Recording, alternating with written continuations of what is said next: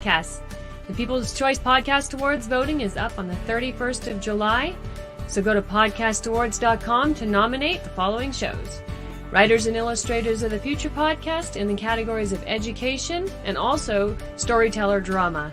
The Centralist in the category of politics and news. That's with show host Joe Montaldo. Science and Beyond in the category of science and medicine, also with show host Joe Montaldo. The Outer Realm in the category of society culture, with show hosts Michelle DeRoche and Amelia Pisano. And the Pittsburgh Paranormal Chasing Prophecy in the category of religion and spirituality. There's another category that opened up for us recently, the People's Choice, so please select for this category as well. Go to podcastawards.com to vote for these 5 shows and any others you enjoy listening to. That's podcastawards.com. And remember, voting ends July 31st, so go ahead and get your votes in. That lovely promo, Miss Emily Goodwin. It's always nice to hear your voice. Oh, welcome, Michelle. How are you doing tonight? We're not going to tell you what the name of the show is. You're going to have to guess. I'm well. Thank you. I mean, people, you got to guess. If y'all don't know the name of the show by now, it's just shame to blink on you. Anyway, it's at the bottom of the screen. Everyone, welcome to the Gray Zone Uncensored. Hope y'all been having a good weekend so far. I mean, I know it's different times of the day all around the planet for y'all. A friend of mine from Sydney wrote to me the other day, he said, you're screwing up my afternoons. Or actually, and because of another show we do. And then he found out about this one. So this one kind of airs right, I think for him it airs right after lunch or 1 o'clock. He's like, yeah, my wife's like, what are you doing? Where's the kids? Aren't you out cutting the grass? Aren't you doing this? Are you cooking? He's like, he said, yeah, I'm doing that. She said, well, why you got your pad out there? See what's next to the barbecue pit, honey? He said, I'm cooking. She said, yeah, don't look at you cooking all that much to me.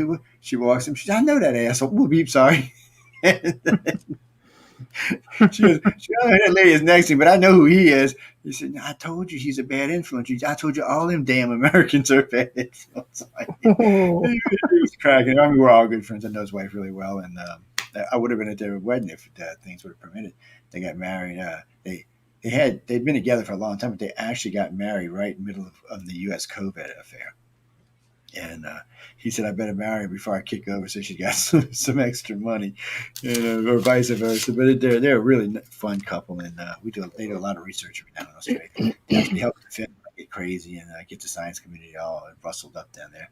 But recently, a couple of years ago, because Alfred Weber, he mentioned what he thought, how many percentage, because everybody says 10 to 15% is the alien contactee population, which is 1.5 billion. Well, no one's ever actually said the word or they never said the number.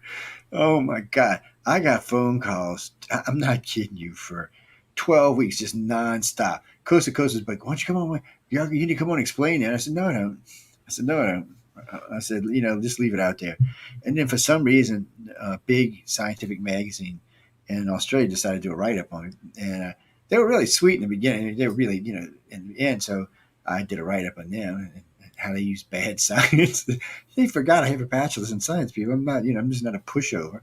And but it was a lot of fun. But recently, the blood type thing they were going over, and they gave me an A+ on it.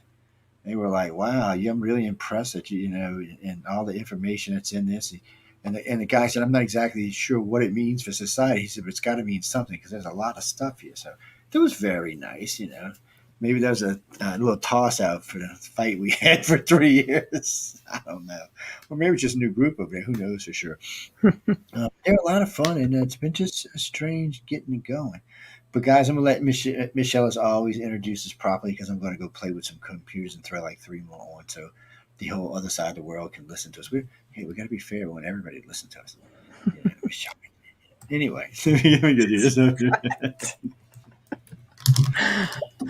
Alrighty, officially welcome to the Gray Zone Uncensored, segment 39, the last of our discussion on life after disclosure. We are broadcasting live via International Public Radio on the United Public Radio Network, 105.3 FM in New Orleans. In order to participate in tonight's show, please head over to at least 3 of our YouTube channels, UFO Paranormal Radio, International Public Radio, UFO Gods and Extraterrestrials.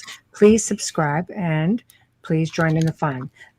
Also, don't forget we are also on Twitch, Twitter, and of course our network's Facebook pages. So, officially, again, tonight we'll be talking a little bit about false flags. So, in the final segment of our Life After Disclosures, we'll be touching on that. Since the preliminary report was released in June, we are being shown more film footage that appears to have somewhat of an aggressive undertone with respects to UFOs and UAPs. Over the past few weeks, we've explored many perspectives from various people that show quite the opposite. So, why are we being led down a path to what seems to be a fear based road yet again? Are we being primed for a false alien war? If so, why? What don't we know? Clearly, not too much. But most importantly, what are we not being told? So, as we cut into all of that, two photos here. In opening, it's believed that roughly 70% of US residents believe that their government is holding back information with respect to UFOs and UAPs, and they don't appear to be wrong in their thinking. History is riddled with documented stories which appear to be unidentified crafts in paintings, cave drawings, hieroglyphs, crop circles. The list just goes on and on. Oral history from the world's indigenous peoples speak loud and clear about encounters and stories with beings from above. So that to me is basically screams contact. Cultures throughout the history of this world have worked with extraterrestrials to the point where many have emulated their appearances and their teachings. Only in the more modern eras, the age of control and power, have the rules of the game changed. While the world's government and elite hold on tightly to their control over us, the UAP sightings seem to be on the rise. Or are we simply just paying more attention? This is no longer a case of are we alone in the universe. It's more about who are these aliens and what are they seeking from us. NASA's top scientists have stated that we are on the cusp of discovering alien civilizations, but perhaps they've been here all along. Maybe we're just waking up or fed up. Yeah, I think we got a couple of aliens on the network, so I think they have infantry. I mean, I got rid of a couple of aliens in back, made some evil ones, but it's a scary thought to think that most of mankind today still doesn't realize that there's other life than us in the universe. I can understand why they don't want to accept life here on Earth. It puts it too close to home, but or even in the solar system, it still puts it too close to home. But others in the solar system, and I always told everybody that's how it was going to happen. But we'll have all this. We spent 60, 70 years going through this desensitization program, making us less and less freaky about aliens, and it works. And it's not just us; it's all around the world. It's just something I don't know who started it or why, but you can trace it back to about 1830, maybe 1810. So this is somebody's playing the long game here. This isn't the short game, and I don't know who it could be. It's beyond me, but it has seemed that we've been bombarded with alien this, alien that, alien this, alien this, alien this. I mean, you could get anything alien right now. I mean, somebody wanted to buy me an alien chair for the studio. I was like, well, that's kind of strange. Or somebody sent me one of those. It was an alien flashlight that goes on your keychain. I got countless alien T-shirts sent to me over the years, but alien Doritos. I'm like, what? It's got aliens crushed up in Doritos. It's like Solvent Green or something. There's alien in Doritos. Apparently not, but still, I mean, you look. They got alien cars, alien planes. You crashed alien spaceships into the local McDonald's in Roswell. I mean, it's kind of crazy. So, humans, you would think more humans are accepting it. So if you ask a question, and I've been on many of the tail end of these different, not posts, but I mean different polls. It's so if you go out and ask Americans in general, or for that matter, if we do an internet poll like when we do one on the APC, it's so if I asked worldwide, I said, do you believe in aliens that live on other planets outside of our solar system? Man, it's like 80% yes. Do you believe that there may be intelligent life in our solar system other than us? Because I know a bunch of smart asses answered it. It drops to 40%. You ask, do you think there's aliens on this planet? It drops to about 36%. Now, recently, I think that's nudged up to about 40%, but still, 60% of the world has an issue with aliens being here. And even if part of them are telling themselves some little thing in the back of their head saying, there really probably is life here. You don't want to believe it. It's too close to home. You have to start thinking about your kids and your dogs. And I don't know alien eat much. Wow, I'd get pissed, man. Oh yeah. got the little witch, and she's a terror, by the way. It's 8 ounces. Anyway, I've seen it pop up. 8 ounces. That's all she is. She's about 8 ounces right now, and she's getting shit with baby girl every 5 seconds.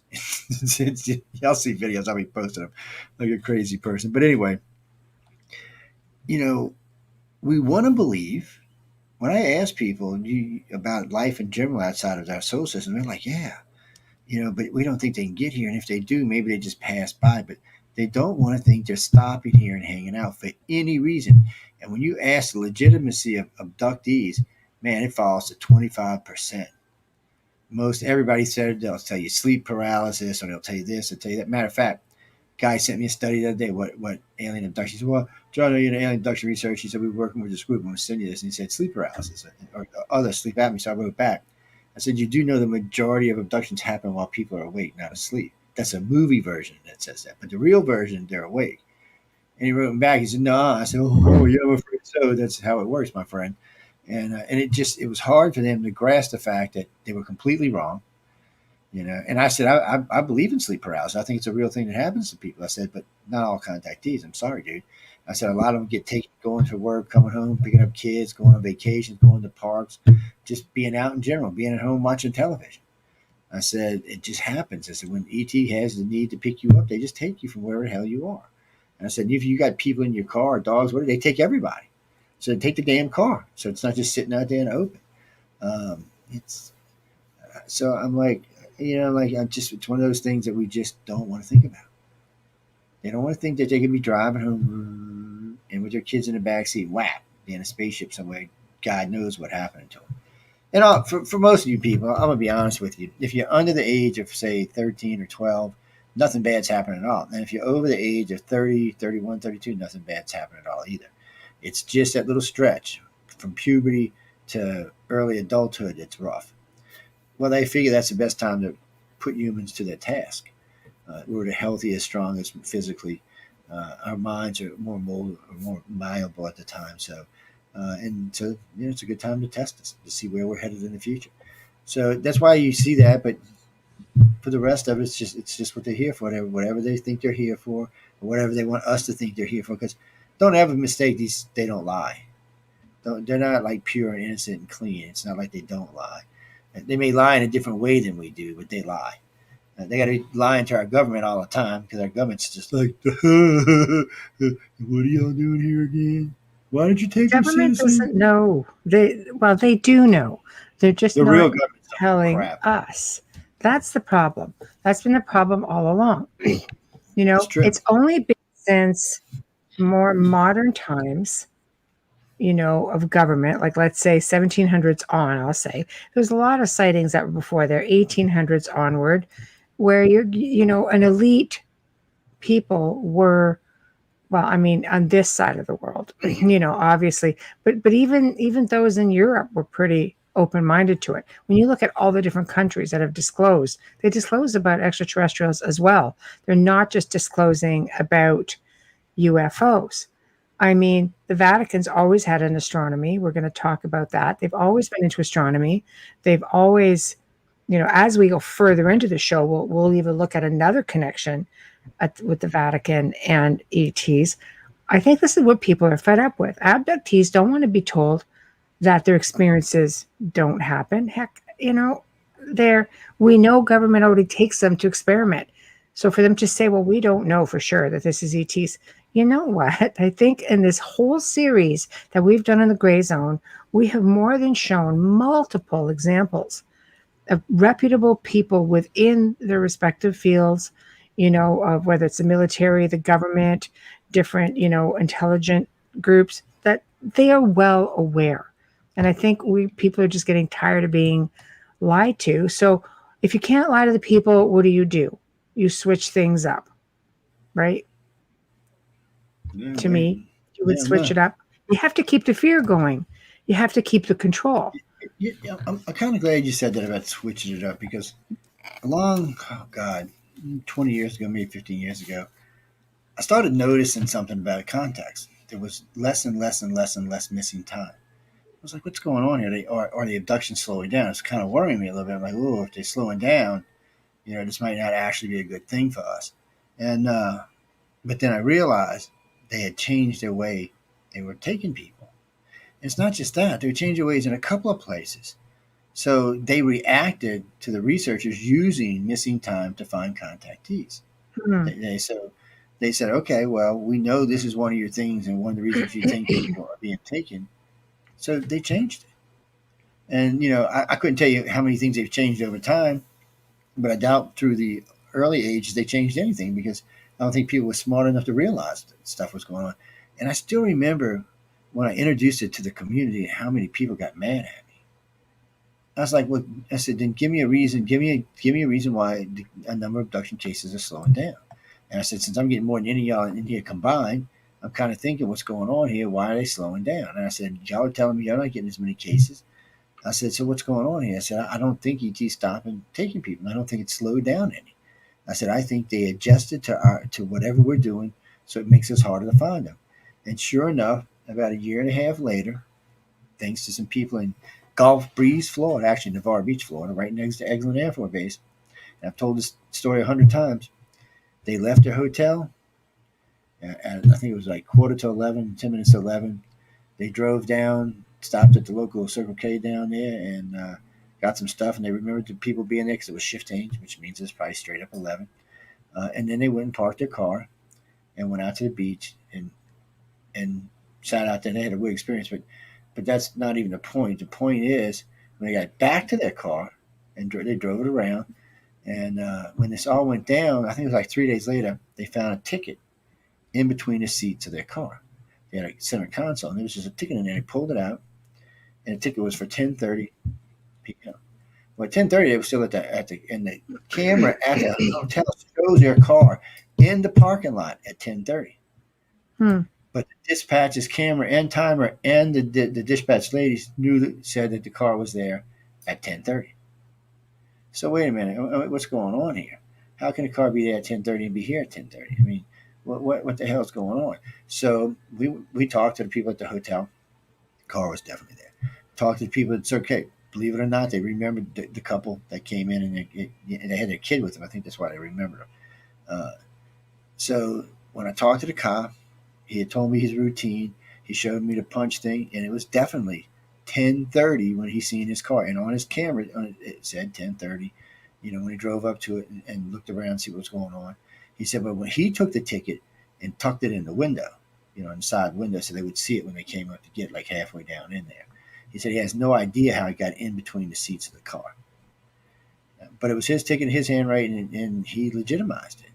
So I, and I asked him the question. I said, "You sure it's not wrong?" I said, "Because the hotel clearly shows that car at the hotel at 10:30. So the hotel must have been wrong." I said, "Well, I don't know, but the people up here said they seen them coming in at 11, headed to the beach." I said, "You sure it wasn't 11:30 when you did it?" But the dispatch agreed, and no one's changed any clocks. They both said it themselves. Nobody changed one at the station or in the car, and the cameras hadn't been changed. So, and get this, for them to change the time on the camera, they actually have to solicit. It has to be turned into their standing officer. So, what the hell are you going to do?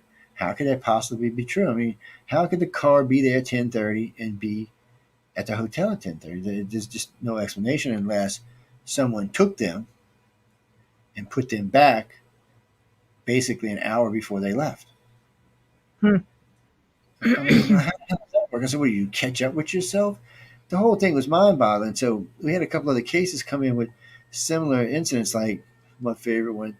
Pregnant lady used to stop in the morning, by the way, 9:30 in the morning, and get a chili dog every day. She's pregnant as could be, too. And she munches chili dog all the way to work. I was like, damn, you're lucky you didn't kill yourself. She's like, every day, same time, right? So she remembers one morning she's driving in, and she's not pregnant. This is like, I think, a year, maybe 2 years after the baby was born. And she said, man, I remember getting to work and saying, God, that damn hot dog was good. I stopped and got that hot dog like I always do. And she said, it dawned on me, the hot dog stand is closed. There ain't no hot dog stand. It closed like a year before that. She said not too long after the baby was born. She said she was probably keeping it in business, and but it wasn't there. So they make mistakes because they don't know everything. But that's what we call a looped memory. So there was something that happened, But what they did is they took a routine thing that you do every day, and they just loop it, and so in your brain. So when you think about it, it's just, oh yeah, I drove to work, I drove home, just nothing out of the ordinary. So your brain doesn't catch anything weird. But when that other thing happened, of course, your brain goes on overdrive, thinking, okay, well, how could that have happened? I know I didn't stop and get the hot dog. Why am I thinking I just ate this damn hot dog and came to work? Those are looped memories. That's the way they hide things from us now. Instead of doing these cover memories like they used to do in the old days that never worked for some reason, they just loop a real memory. How often are you going to check? It would be like you sitting there rubbing your chihuahua for an hour on your couch. They just loop it. You're not going to question it. You do it all damn time. You're just like, what? Well, yeah, I remember the dog was there. So every now and then it makes mistakes, and over the years we've categorized about 50 of them now. So we know they're pulling people out of dimensions. But we got a lucky break on that. And I've told you this before. I told you the story before. We got a lucky break on that because there was a couple in that I went and had dinner with in Pensacola, Florida. We had dinner, and it was really high-end dinner, and they came around, took pictures of everybody. It was real fun and nice, and we all kept, got copies of the pictures. And they went home, and we went to the hotel, and we all had plans of going and having lunch, and then we were going to haul ass back home. It's like 6 o'clock in the morning. The hotel phone's just blowing up because they couldn't get through to my cell. So I was like, what? I'm like not even awake yet. I'm like, wait, you got to come over here. You got to come over here. You got to come over here. I'm like, what the? So I get dressed. Lucky I even had clothes on when I got there because really, I was half asleep. And it's like, yeah, I'm going to kill both of them. And so we get there. And I walk up. My boy's got a beard like this. This is like a 4-month, maybe 5 months. And this is for a hairy guy, a 4 or 5 month beard. For a lot of guys, this is like 2 years worth of growth. And I'm pulling on because I think he's effing with me, right? I'm pulling. And then she lifts up her robe over her knee. And it looked like the woolly man. I'm not kidding you. It looked like a bear hair. This chick was hairy, man. I was like, I'm thinking, she was wearing a dress that night. Her legs nice and smooth. There was nothing, no hairy, nothing there. So I grabbed her by her ankle and pulled. She yelled like a bitch. I was like, okay. So we scheduled an appointment. We booked a week more at the hotel. Took him to the doctor's. Doctor was like, what? And so we showed him the pictures from the dinner. And he's looking at the picture, looking at them. He said, these are the same people. He said, I've heard of spontaneous hair growth before, but nothing like this. And he starts pulling on. He's got his thing. He's looking down in there. He said, it's real hair, man. Nobody can explain it. So about a year later, I agreed to regress him. And it was about probably, it seemed like there was at least three weeks to maybe 6 weeks that they were gone. And the time that we had dinner and left them at almost 1 a.m, and the time that they called me at 6 a.m, it's 5 hours. But literally, it's probably 3 months. It's freaky stuff. So, and you can't. No scientist can explain that away. They're like, that's impossible. I'm like, well, the hair growth is there. I said, I don't think anything we ate at dinner made their hair grow that fast. So that, there was no reasonable explanation. So, when there's no reasonable explanation, people, what do you look for? But it's not about that. She let me ramble bad. That was bad on her part. Really, it's stuff. If you are into this, it's stuff you really need to know because they have changed in the way they deal with us now. It's like they pull us into a little pocket of time right outside of our own, and they try to put us right back or really close to when they take it, so you don't question it. You just go on with your damn life like duh. But you can't. You got to remember, people, aliens, ladies shave their legs in the United States, and guys keep their beards trimmed. You need to think about this. But he was skinned that night, so it was crazy for me. We got pictures of it. We got before and after. Hi, right. Leah. How you doing? Oh, I didn't see Amelia. Amelia, are you being bad? Are we ready for the next one? Yes, ma'am. I'm going to have to get the picture. Okay, there's 7 photos with this one, okay? Wow. So this is the Vatican. Another secret and a telescope named Lucifer. Yes, you heard correctly.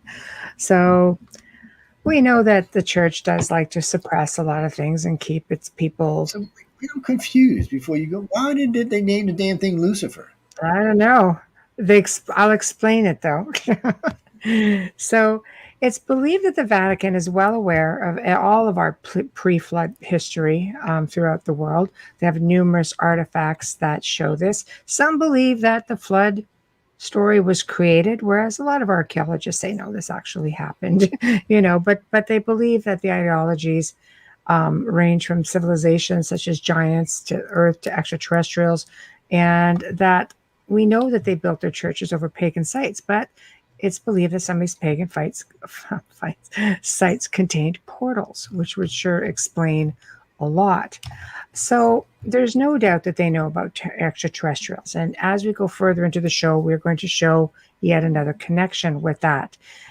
They've always, since probably the Middle Ages, been interested in astronomy, and they did study it. In fact, when Galileo, who was probably the best of his time, was charged for heresy and decided to take on the church because he truly believed his research was correct. And just recently, 300 years later, the church finally admitted that he was right. So enter Lucifer, the Vatican's telescope, which is a large, here's what it stands for, people, large binocular telescope, near infrared utility with camera and an integral field unit for extragalactic research. Like what? That is a mouthful. I mean, Tell me that's about literally. Oh, okay, we'll go with Lucifer because I can see that's just a mouthful. I honestly had to highlight that and read it very carefully. So, of course, the Vatican claims they did not name it. However, a spokesman for the University of Arizona, where the telescope is housed, did admit it was named for the devil, whose name actually does mean morning star. They're not lying. It is manned by Jesuit astronomers who do research like everyone else, but they do it uninterrupted because they have nonstop funding. So what about the conspiracy attached to this? I'm more interested about Santa Claus and his helper here. That the Vatican is preparing for their alien overlords is a real big one. But, so this is a true story, people. I met Father damn, I can't say his name now. It went right out of my head, but Father Malducci. Anyway, I met him in D.C. He was the guy going around saying aliens, that the Vatican knew the aliens were real, and the Vatican wasn't trying to shut him up. He actually talked about it quite in detail, what was going on. So Father Monsignor Balducci is what his name was. Monsignor Balducci, that was his name. So anyway, I met him in D.C. Paula Harris was there because he spoke Italian. He didn't speak English. He spoke very broken English. So I started, I started right off with the questions, and Paula's like, "What?" Calm down, and he told Paula, no, let him ask the questions. So we started going back and forth. I said, well, why do you believe that aliens? He said, the Vatican's known about aliens for a very long time. They also believe, his words, not mine, that the aliens are on a higher spiritual level than we are and are closer to God than we are. His words. This guy was ways Monsignor, so he's up in the church of ways. That was his words, and no one in the Vatican ever contradicted him or said it was not true. And I thought, so him and I know he said this many times after him and I talked. Now, if you don't believe me, guys, I think the whole thing is it was X Conference 8 or 9. Just look for the one with him in it, and we're having this discussion by the stage so everybody could hear it. But most people, unless they were listening to Paula, you lost it in translation. But he said this, and then we talked. I said, well, why would you think that? He said, well, they were created before us. So they've had much more time to understand who the creator is and what the creator seeks. He said, we're still understanding that, and a lot of our knowledge comes from books written by men. And I almost fell out of the chair when he said that one. I was like, Joe, just shut up and let him talk. And so I asked again, and that's when he said it again. He said, they're just on a much higher spiritual level. So even if they come in and take you and do whatever God knows to you, they're still on a higher spiritual level than we are. I was dumbfounded. So in walks 3 years later, I meet the astronomer who's working running the telescope. He tells us same thing. We're in DC. I think it's number 10, and he's like, no, aliens are definitely real. He said the Vatican's known about it since the formation of the Vatican. He said they have no doubt. He said they got lots of evidence. He said you'll never see it. He said I'll never see it. He said, but no, when you ask anybody way up, they tell you, no, yes, aliens have come here and aliens have stated what they're looking for. And he agreed that they were on a higher, they were more evolved spiritually than we were. Well, I think the whole thing with this telescope is that they're trying to spearhead the research on extraterrestrial research. It's like they're trying to get into the forefront of it, right? As to whether sentient life forms actually exist in other worlds, as quoted by them. And what he told me, what he said was, it's an early warning system for the Vatican. Mm. So that means there's some kind of connotations that goes with this. And the Vatican knows that they're coming back in force, at some level of force. Maybe not to take us over, but in a way that the Vatican and its underlings are not going to be able to handle it. Well, So I think more in the way that they're going to lose control. Because, come on, at the end of the day, long before the church, let's face it, I mean, was everybody suppressed by extraterrestrials? Why would they emulate them if they were like the ancients, if they were so terrible to them? I mean, we've got this stuff all over the place. I think the powers that be, personally, don't shoot the messenger, are just afraid to relinquish the hold and the control that they hold on people. money. Tell me I'm wrong. Well, and the money. Think about it. I mean, the Vatican per capita is the richest place on the planet. Mm. Well, I think, a lot of the powers that be have a lot to lose, and they would have a lot of explaining to do. So how do you keep your control and cave in and say, yes, it's all real, when history shows it's all real? Bible itself shows it's real. How do you do that? Well, you've got to keep fear going. The control, we're here to protect you. But you've got to admit to it though first. So I have seen. I mean, I've met a few myself, 5 or 6 pastors over the years that have started putting extraterrestrials into their teachings, and some of them Mm, lost people over. But then he said, they come back or other people fill it in. He said because most people are reasonable enough to know that if, God probably created more than us, and in the Bible it says, my many rooms in my mansion. So talking about different people or different races. So it's just trying to say that it's, again, I always tell this to people: don't limit the Creator. It's a road to hell. mm-hmm, Don't you don't know what God created before us or anything else for that matter. mm-hmm. I mean, the universe is 14 billion years old. So I mean, I'm sure there's a lot of creations out there. There's been creations come and go that we'll never even know about until we're all dead and gone in dust for a million years. Because it'll I take us that agree. long to get out there. But there'll be a lot that we meet, and it's not that far off. If I had to estimate or guesstimate, I would think the first real contact will be probably anywhere from 50 to 200 years, depending on. So this is how it's going to work. I've been telling you about the desensitization program. Something will happen. We'll find some type of microbe on Mars that proves that there's life on other planets in our solar system, because that's what's important. And then it may lead us to like some pond with some vegetation, maybe even some nematodes or some other types of small life forms that are living there. So then man's like, oh, it sinks in your head. Well, it could be real. Then more than likely we'll find some type of ruin, either on Mars or somewhere else, that suggests a more advanced civilization, but it doesn't exist anymore, so it's not a threat. But it brings us to the edge where when something comes in, our brains are already kind of expecting it. It's just, they're expecting it. So, that could happen probably 200-300 years. It just depends You on. think that long? I mean, Well, with it the does. technology that we have, Technology doesn't people matter though. already have contact. Yeah, Contact's but already been established. still, you've got to convert the. So if we do this by numbers, Right. maybe 1 billion people on this planet are ready for contact. The other 6.5 billion are not. And the way we're growing, when we hit 9 or 10 billion, still it will only be about 2.5 to 3 billion ready per 6 billion that are not. It has to get to a more equal balance so that it doesn't just throw our society in chaos.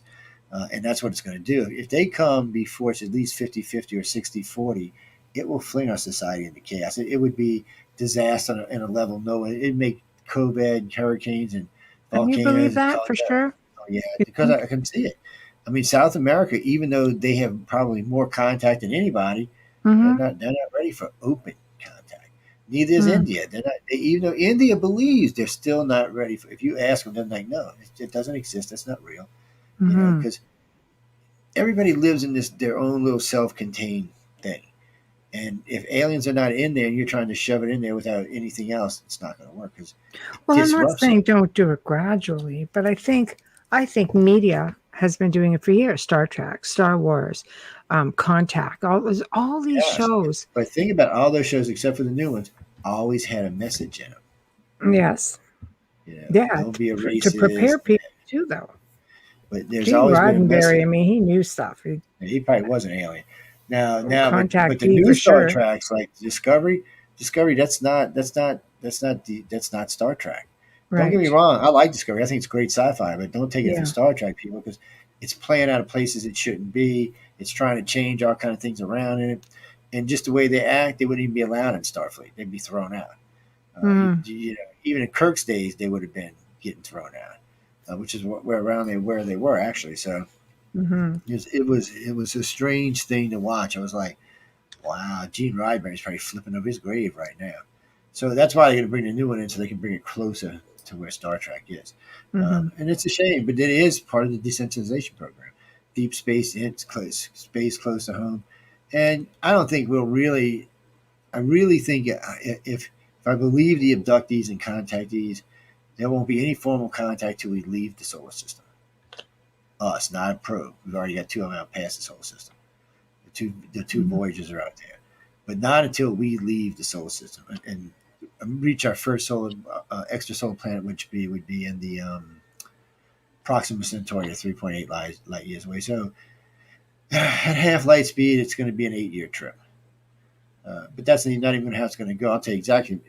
This is a conversation I had with Michio Keiko.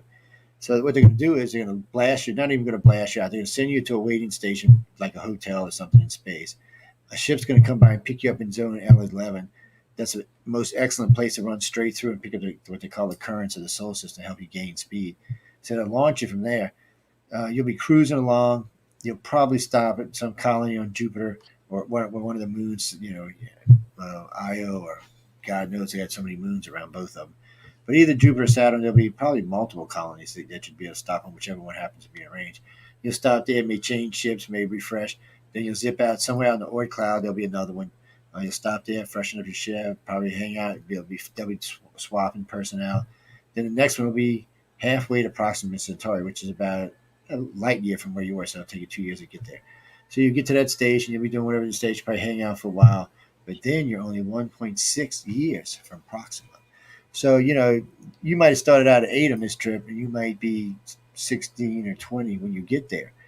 But you're there, and we're actually in their solar system and colonizing one of their planets. And we can do it, in ways that we never thought we could do. Stepping stone theory is a good way to do it, and as long as we're building good supply bases and roomy bases along the way, it'll be an easy trip. So that's what people have to think about, and that's why the reason I brought that up with Michio Keiko because I wanted to understand that a race like the Greys could have been, even if they didn't have faster light or wormhole technology, just at half light speed already could have explored the known galaxy at least 4 or 5 times. And And a I don't billion think years they of would take distance. us in a physical form. I think they would take essence and put them in appropriate physical Well, vessels, shall we so say. and some of them will. So that's another thing when they talk about the Holocaust streams. That's one of the things they talk about. They have the Hmm. host body. So the host bodies are already in tubes somewhere, just sitting there. They're not going to age any. They're generally within a certain age of where you were. If you're older, they'll probably be 10 years younger. If you're younger, they'll probably be 10 years older. But it's somewhere in that general facility. And some of them are designed to stay here on Earth with you can only call super abilities, helping to find contactees and helping to start the new colony, which one's supposed to be in Seattle, and I forgot where the other one was. Hmm. Somewhere down in the Asian world, close to Australia, actually. Um, but they would be helping people get off. The ones that survive would be helping to get off. But a lot of them, which is what they've been doing. So, we never could figure this out for a long time. We used to get a lot of reports of UFOs by hospitals or by mortuaries or by graveyards, or even over accidents sometimes, big disaster accidents. And we couldn't figure out why. We're like, what the hell? And then we realized they can upload the consciousness even after death. I think they said 2 or 3 days. So they upload your consciousness into one of their disks and they can, even if they want to, by being nice, they don't have to upload you in storage. They can upload you to what we would consider a hologram deck. So you can actually be moving around doing whatever while you're waiting to wherever you're getting to. Where the bodies may already be stored, you're just on the ship cruising along, and they don't have to take up all that storage. But the big ones, it doesn't matter; they have plenty of room. But for some reason, they do it. It just depends what your usefulness is or what your destination is. So if you're on one of these ships that's going to be cracking around the galaxy for a while, they're going to probably put you in storage and take you out wherever you're going to be. If you're going to be like a short hop, maybe a couple of solar systems away, you'll probably be uploaded into your new body so you can get used to it. I imagine they put you into the new host body a couple of weeks before wherever you get to give you your time to use it because they're supposed to have the brains are supposed to be about 2.5 times the size of eyes. The bodies, it depends where you're going too, because that was a unique thing. Some of the bodies were massed, kind of heavy, stocky. Some were really thin, so it suggested to me different types of gravity where they're going.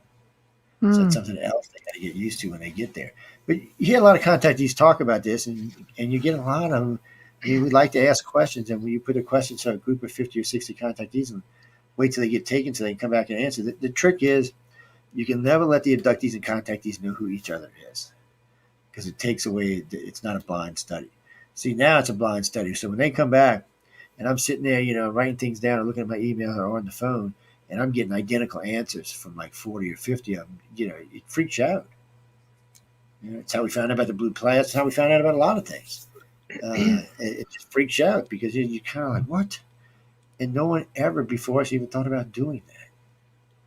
They're being taken. I mean, come on. Put it to your own good. We ready to go to the next one?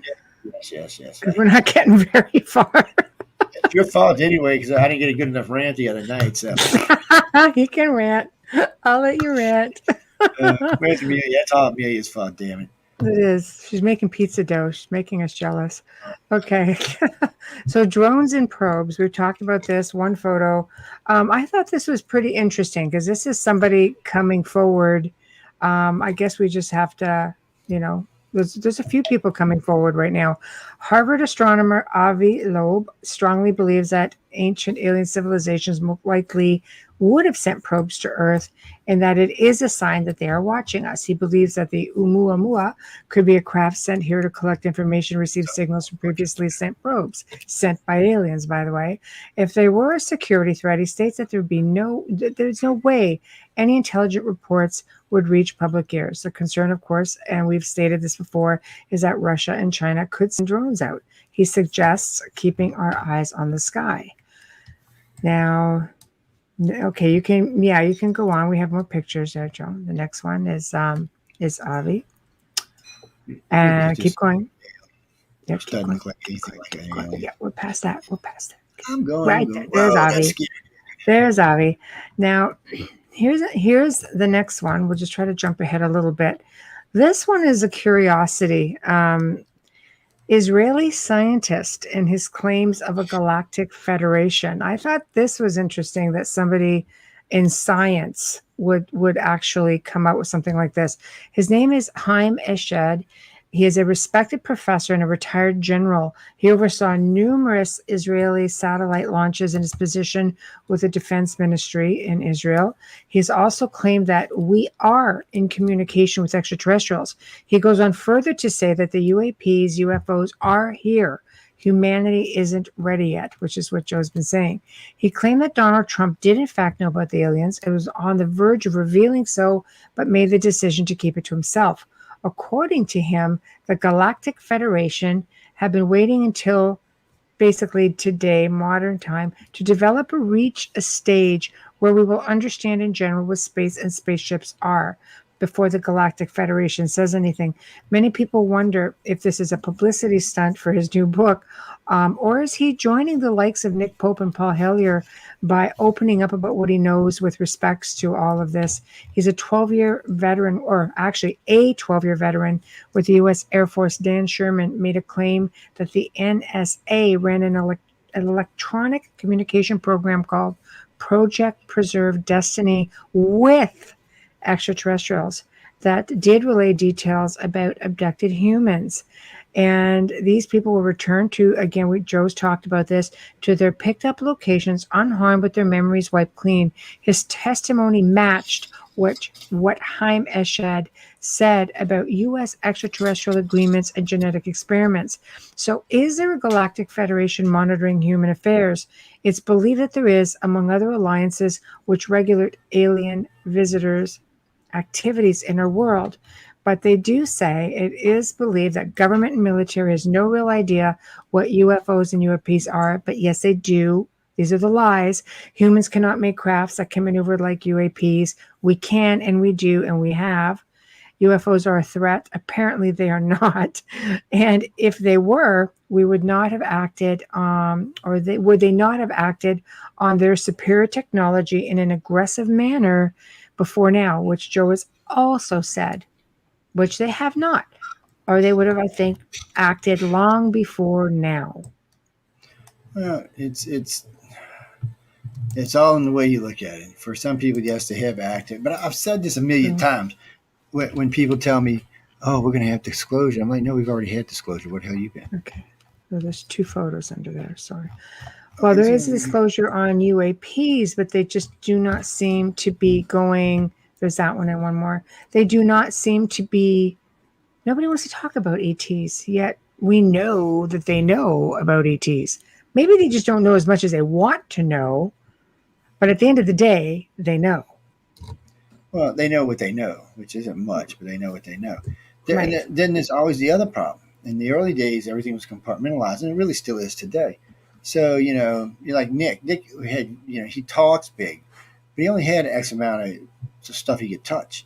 Right. Because the Brits are the same way Americans are. They compartmentalize. And the lower you're on the rank, the less you're going to know. Right. So that's why, I gave him trouble about that at one of the conferences. Nick, dude, I said, wasn't that high up, so you're not going to know as much as you say and you know. I said, that's a lot, not. Because if I'm going to figure it out, a lot of other people are, dude. I said, but the media love people like that. The majority of people you see in the media related to UFOs really don't know anything. It's just, they'll write a book or they'll have some kind of position that lets them out. But if they knew anything real, they would have already said. Paul Hilliard was great, but he admitted to it, which is one of the things I liked about Paul. And I interviewed him about 4 times. And I know, and I think it was the second interview, maybe second or third, but I think that was the second one. I asked him, I said, well, is this all you know? He said, Joe, he said, I would tell you, if I knew anything else, I would tell you. He said, this is what I know and this is what I feel. And he was very good about to separate the two, which is something I liked about him. He said, there's no doubt that I've seen evidence that extraterrestrials are real. He said, can I get my hands on it? No. He said, anything, and he said this is more than once, he said, anything we would get, the Americans would immediately take. He said, I'm not even sure how that exactly worked. He said, because no one from the military government ever showed up, but you knew they were Americans just by the way they talked. He said, but you couldn't trace them to any branch. And this is why I always say the government doesn't know anything, because it doesn't. Donald Trump don't know squat. He wants to know, just like Hillary wanted to know and Bill wanted to know. Reagan knew something, but only because Daddy Bush knew something. Daddy Bush was CIA for a couple of years, vice president for 8 years, president for 4 years. He knew something. That's why Ronald Reagan did all the shit that he did. I mean, he instituted Pine Gap. He instituted the HAARP facility. He started the damn Star Wars program, and he went around saying what would happen if aliens invaded our planet. So he knew something. There's no doubt. But there's not a president since him knew anything. Definitely in this day and age, I think they're definitely not telling them. Would you tell Obama? Come on, would you tell Pretty Pink Pants? I mean, just look at our leaders. I don't want them to know. I mean, it scares me. I don't. You'd have to trust your leaders, and I think a lot of people do not trust their leaders. Therefore, that sort of rules that out. You know what I mean? Cracker Joe. Come on now. Nobody's really going to do that. All right, next section, there's 2 more photos. And again, this is Corey Good, and he touches on religion here. Of course, everybody knows him. He is a whistleblower, and he's actually been validated, which makes him a little bit different than many. He claimed to have an encounter with Ka'ari, a representative of an inner Earth civilization called the Anshar, much more advanced than ourselves. This representative, she, expressed to him that they were a human-looking race of extraterrestrials who were at the time working with the Vatican and other religious leaders to bring forth disclosure. Now, this goes back to 2017, guys. She stated that there were 4 groups of ET that would slowly start contacting people via dreams and eventually direct. The Nordics would begin, and they would no longer abide by what is called the Muhammad Accord, which is, for those who don't know, an ET treaty negotiated around the 7th century AD, where all aliens would stop openly revealing themselves to humans and only work, get this, wait for it, only work with the background, to secretly influence the global elites. That was back in the 7th century. We're not mistaking this. Yeah, we're not mistaking this with the Prophet Muhammad. Different time, okay? They were actually reached. This accord was reached during the period when Islam was first established. Allegedly, the Nordics have allegedly been working closely with the Vatican. The U.S. Air Force runs secret space program and have reached out to many religious leaders as well. Now, there's tons of information online about this. If you guys want to go and look it up, it's pretty interesting to say the least, if it's accurate. But it kind of lends to that whole galactic, space force that allegedly is going on. So I don't know. I thought it was pretty interesting. So It's funny because the galactic community, when they talk about the council, it goes from 13 to 15 to 17 to 19 to 21 main seats. And I don't know why it varies so much, but you get a lot of the same thing. The world is supposed to be about 6 or 7 times the size of Earth, and it's completely covered in water, except for one massive city that actually moves around the planet. that's interesting.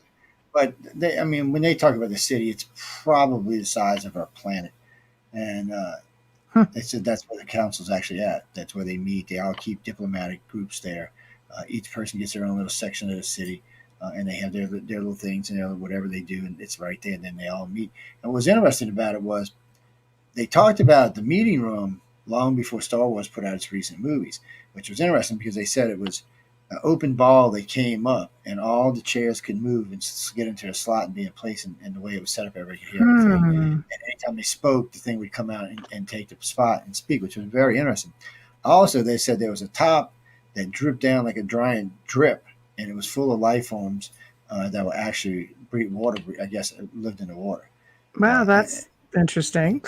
They talked about it, but they're talking about literally 100,000 or 500,000 life forms.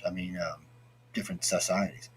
When they talk about it, because they talk about the main council, which sits in the middle, and sometimes they'll let humans observe it. Humans don't have any say because we're not in the council.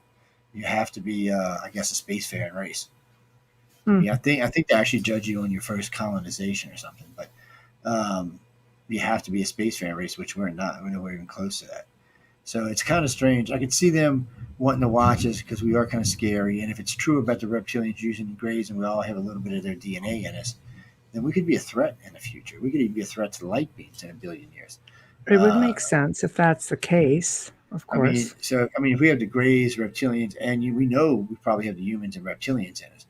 And they say the grays is what gave us RH negative. So if that's true, then the people with RH negative have the most alien blood in it, and the most odds, most likely is going to change the planet, which pisses me off because currently, right now, there's a lot of green-eyed, blue-eyed people getting the planet up. I couldn't say the real word, but I'm just getting on my fellow brothers out there. Straighten your look up, buddy. Don't make it about you. Make it about us. But it's weird because some of these pictures are good. That's close to reptilian. Their face, it could be one of the others, but their face is a little bit more drawn in, a little bit different. The reptilians kind of have it depends on the type of reptilian because there are different varieties, right? There's like 9 or 10 different breeds, but their faces are more human looking than this is. Yeah. Now, their bodies are weird because they're bipedal like we are, 2 arms, 2 legs, but some of them have gills. Some of them have, and they can breathe both breathe into water and out the water. Some of them have wings. Actually, there's 2 different types that have wings. Some of them have what you'd call fairy wings, like dragonfly wings. Huh. And some of them have wings, like angel wings, which is weird. So, those have been seen in space by astronauts. I think we covered that on one of our shows also. Yeah, it's a strange thing when you talk about the different types of reptilians, because I realize it's either 9 or 11. I don't get in my notes to be for sure, but it is. Now, this chick here looks like she's from Farscape. She looks like the blue chick on Farscape. Any sci-fi people out there, if you're a true sci-fi person, you'll know who I'm talking about. The one that the big blue girl. So this is pretty close, and her head's pretty close to what a human alien would look like, and that's how her head is. You can't really see it, but it's kind of elongated. So see, their heads would come back. So if you got my head like this, it'd be back about this much further than ours. But they still front on, they would look just like us. Hair, but there is a little thing you can look for. They generally have 6 fingers and 6 toes. Mm-hmm. But still they look like us. And they are part of the Galactic Council. And they say they are. But it's weird because really right now the only people that let them come to Earth is the reptilians, the humans, and the Greys. Everybody else except for the tall whites are banned from this planet. But how do we know they're not already here?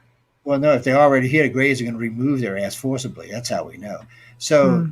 they actually, and when we found out about Area 53 from, now I can't remember his name, poor guy, and when he came out about seeing the tall whites and all this stuff about, they used to take him to the casinos in Vegas and stuff, and they would, dress them up so because they were tall. I mean, these guys were anywhere from, the old ones couldn't even go because they were like 9 and 10 feet, so there was no way to say what the hell they were.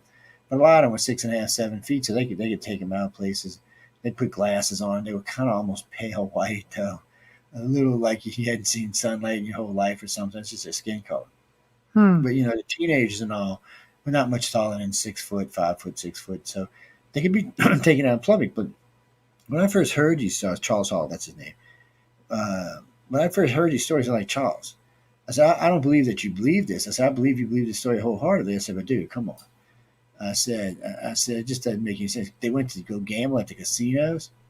So he asked to come Hmm. on for his second book. I said, all right, you can come on for your second book. And we're talking. Well, right before his second book, I had 2 taxi cab droppers call in that had seen these things. And then in between that, I was talking about it on the air. I had 2 different state troopers calling, working 2 different casinos, giving me, just almost identical descriptions. It was kind of like, okay, that's a little weird. And then right after that, when Charles wrote his third book, I was kind of still working with these. There was like 5 different witnesses. When 2 military witnesses came forward, and one of them was a colonel, and I was like, what? So I had to take it. You had 2 state troopers, you had a colonel and a major, plus Charles Hall himself, who I forgot what rank he was, but and then you had 2 taxi cab drivers, 2 troopers, and a regular cop. And better than that, when all this finally got out, and this took 10 years altogether, by the way, ladies and gentlemen, from the first time he came on my show until one of the casinos fessed up some videotape. And guess what was on it? So it was either somebody dressed up like these guys for Halloween or something, or it was them. So it just shows you how uninterested most humans are on the planet, that they could walk around a casino. Because, when you see them on the tape, you can kind of tell they're not human. They don't move like we do. They got kind of a different gait than we do. They kind of remind me of the aliens on, what's that TV show? Oh, man, come on. Now it's going to go right out of my head. But anyway, it'll come to me later. But, well, no, he was, damn, it's going to irritate me now. But anyway, they were trying to make the planet hotter. They had like ostrich legs or something. They bent backwards and stuff. It was really weird. And they had like horns or hoofs on their feet. And it made a particular noise. So, and you could tell Bro, by the is way. that the day the Earth stood still, or is it contact? No, it's not contact. They made 2 of them, but for some reason I just can't. I can't. It's going right out of my head. Yeah, now you got me. The first one was, he's a pretty famous guy. Was he one of the Ghostbusters? I'm trying to see. Was it Dan Aykroyd? No, it wasn't Dan Aykroyd. That was who it was. But it wasn't Dan Aykroyd. But maybe it was the fat guy. Damn, it's gonna make me crazy now. It's gonna. But make when me you crazy. think of it, let me know. But they were down. He got he was an astronomer, and he found something. He went down to Australia to check it out, where he met this chick, and they found some plant down there that was releasing these things in the air, kind of heating and warmer. And they could get on this thing, and they would make a body just like a human body over their skin, and put a skin over their skin so they could walk. They had to bend their legs for them and crack them down, and then they'd get the skin put over them. So they looked human walking around. And then I remember there was a little kid, it was a black kid that made friends with him, that used to watch over his garage, who actually happened to be one of the aliens. And then they ended up at Arecibo trying to do a broadcast. Man, why in the hell? Anyway, people, y'all know what I'm talking about. Text me. My brain is fried. Right. It's going to move on. It's going to make me crazy now. I'm going to have to get some bourbon. While you think about it, we're going to move on to Thomas Jefferson. Okay. There is a photo, I believe. Okay. Thomas Jefferson gave a lecture about a UFO sighting. Now think about how far back we're going. A UFO sighting by a man named William Dunbar of Baton Rouge, Louisiana. I thought Joe would dig this one, which occurred on April the 5th, 1800. The luminous light UFO was the size of a house and rapidly flew over and crashed as spectators watched. This was the words he used at his lecture. It appeared to be 200 yards above the surface of the earth, wholly luminous but not emitting sparks, of a color resembling the sun near the horizon in a cool frosty evening, which, pretty much crimson red. When passing right over the heads of the spectators and passing, there was a considerable degree of heat, but felt no electric sensation. Immediately after it disappeared, a violent rushing noise was heard. A few seconds later, there was a tremendous crash, which was also heard, causing a very sensible earthquake. You might want to look into that, Joe, because there's a lot of weird stuff goes on around here, but well, that's just one more example, but I thought I would share it because this goes back to 1800. We were talking about onset of when, government kind of takes power. This is just one of those stories, and this is like somebody who was respected, and he spoke of this, of this event. And through many of our other shows on Gray Zone where we've covered UFO sightings, we have mentioned some along these lines that go back in America, to the 1700s, 1600s. This next one, his name, wait, before you do that, go. What? The name of the movie is Arrival. It's Is Arrival. what? It's Arrival. Okay. Yes, yeah, I can watch it. All right. Had to get that out. Okay. It's even crazy. Next is a place called Cape Girardeau. There are two photos. The event occurred in the spring of 1941, 6 years prior to Roswell in Missouri. Reverend William Huffman was summoned to the scene of a crash site. He was asked to pray for 3 victims. They were not human in nature, and the vehicle was actually a saucer. There were small little bodies with large eyes, hairless, hardly a mouth or ears, he said. He did pray over the bodies, and when the military arrived, everyone was sworn to secrecy. While he was there, he did observe a command module with hieroglyphs inside. Now, his granddaughter Charlotte retold the story in later years, which is what brought the story forward again after a blunt deathbed discussion with her grandmother about the event that occurred. So there we go. There's another pillar of society. This was Charlotte's drawing on her memory of what her grandfather, the story he was telling when he came home. Weird. I know, but see, it goes way back. So, and it's one of the reasons I always tell people, starting like the story before this, I always tell them start as far back as you can go. yeah. You see, it's interesting because you'll hear about the different types of aliens. You hear about the different types of spacecraft. And remember, more than 250 years ago, nothing was flying in the sky but birds. Meteorites. If anything that had control of flight, that's most interesting. I mean, there's lots of stories about things flying around the sky for the last, 6,000 years. And you get cases like these. I mean, the problem with this is before modern media, these stories were everywhere, but nobody really knew about them because, like the local town, people would find out, make fun of them, stuff like that. You probably were tortured like poor Van Gogh was, but still, Van Gogh might have been a contactee as far as we know. But the thing of it is, in these particular times, they would be tortured, and you've got to watch out. Somebody might have thought they were a witch or was possessed. They could have been easily burned on a cross or whipped or all kinds of sorts of things. So it always bothers me that we ignore those cases for more recent cases. But those cases are more important, actually, for the fact that it establishes a baseline and how this started out. Kind of can help you date it back to how far we know this has been going on for. And we know it's been going on for at least, let me put it this way. We know it's been going on as long as man's been keeping records. So as long as we've been an intelligent species, it's been going on. And most people think it's been going on since we became the human race. Well, just look at the cave walls all over the world. Depictions. You and I were talking about this on the Outer Realm when you did the show with Amelia and I. And this is a story you were telling about different hunting scenes in 2 different parts of the world with a craft.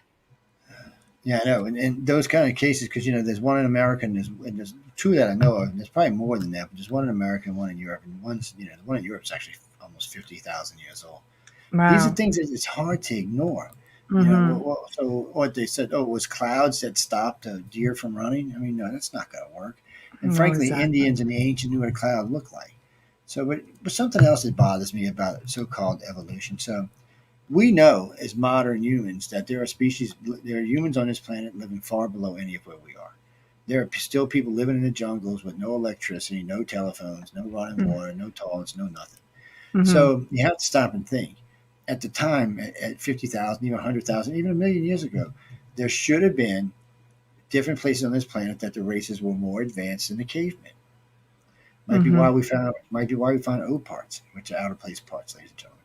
It's parts found in places they can't possibly be. Like one was found in a geode. The geode was, I think, 80 million years old, 90 million years old. It was old. There was one found in a lump of coal, which means it had to be at least 50 million or more. It's just they find stuff.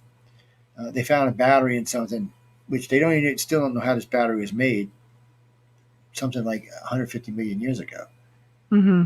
So stuff like that. It suggested there was something here before us, and you don't even have to go back that far. I mean, what we go 2,200, 2,300 years ago, the Greeks and the Egyptians were both using gold plating, electroplating, using electricity to plate gold.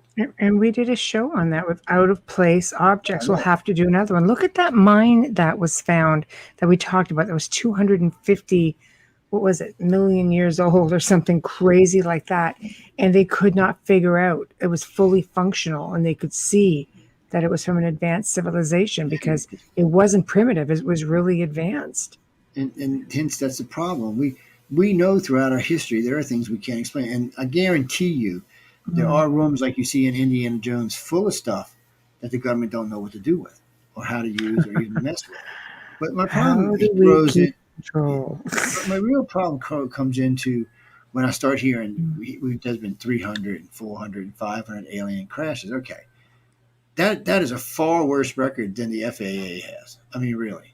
If Mhm. you took all the planes on this planet and you notice some rinky-dinky crappy ones in the cheap countries, and if you see everything we've lost since man started to fly with the Wright brothers, it would be nowhere near how many aliens have crashed into the planet. I just It just doesn't add up to me. I mean, if they're more intelligent than we are, they should be crashing less than we do. But there's but at the end of the day, it's still technology. You know what I mean? Yeah, but that I technology is like mean, new. man comes along and starts buggering things up and changing things. Maybe that's part of it because I mean, you have some people who have nothing to do with government. They have nothing to do with the military. These are just everyday people who have a sighting, and we've talked about slews of these during our 8 week series here, of people witnessing crashes and finding, aliens wandering out of the woods because their ship was crashed, and like there's just tons of stories out there. So something's Yeah. got to be, So you are they know. stories or are they government? That's where the real answer comes in. Well, that's that you would know more about Well, what I that, mean by but that is, ladies and gentlemen, so the person may yeah, be a contactee. yeah, They might not actually be seeing an alien. They might actually be seeing the government. Because the yeah. government wants you to think sometimes what their military, and I hate to even use the word government because it's not the government the way we think of the government. It's some super secret organization that somehow got autonomy from the government. Maybe one or two people in the government, the presidents don't know. I can tell you that now. Maybe some high up senators may know, but other than that, nobody even knows what these guys are doing. Mm-hmm. And I've been threatened enough by them to know they're totally detached from the U.S. government. So they answer to somebody, but I couldn't tell you who it was. And Mm-hmm. but they do that a lot. They will put a false abduction memory in over their memory of them taking you. And somebody said, "Well, how can they do that?" I said, "They can just go to the side of your house, open up a can of sleeping gas, let it go in through your ventilation system, put all you out, open or just anywhere you got an air vent going into your attic, you can put it right there and it can suck it in there, suck it through your system, and then everybody's sleeping in your house. They do it 2 o'clock, and if they want, they can just come over and spray the whole neighborhood so nobody in the neighborhood even knows what the hell happened. Everybody will wake up in the morning with a headache and nobody will know that anything happened. That way they can bring in trucks if they want to and do whatever the hell they want.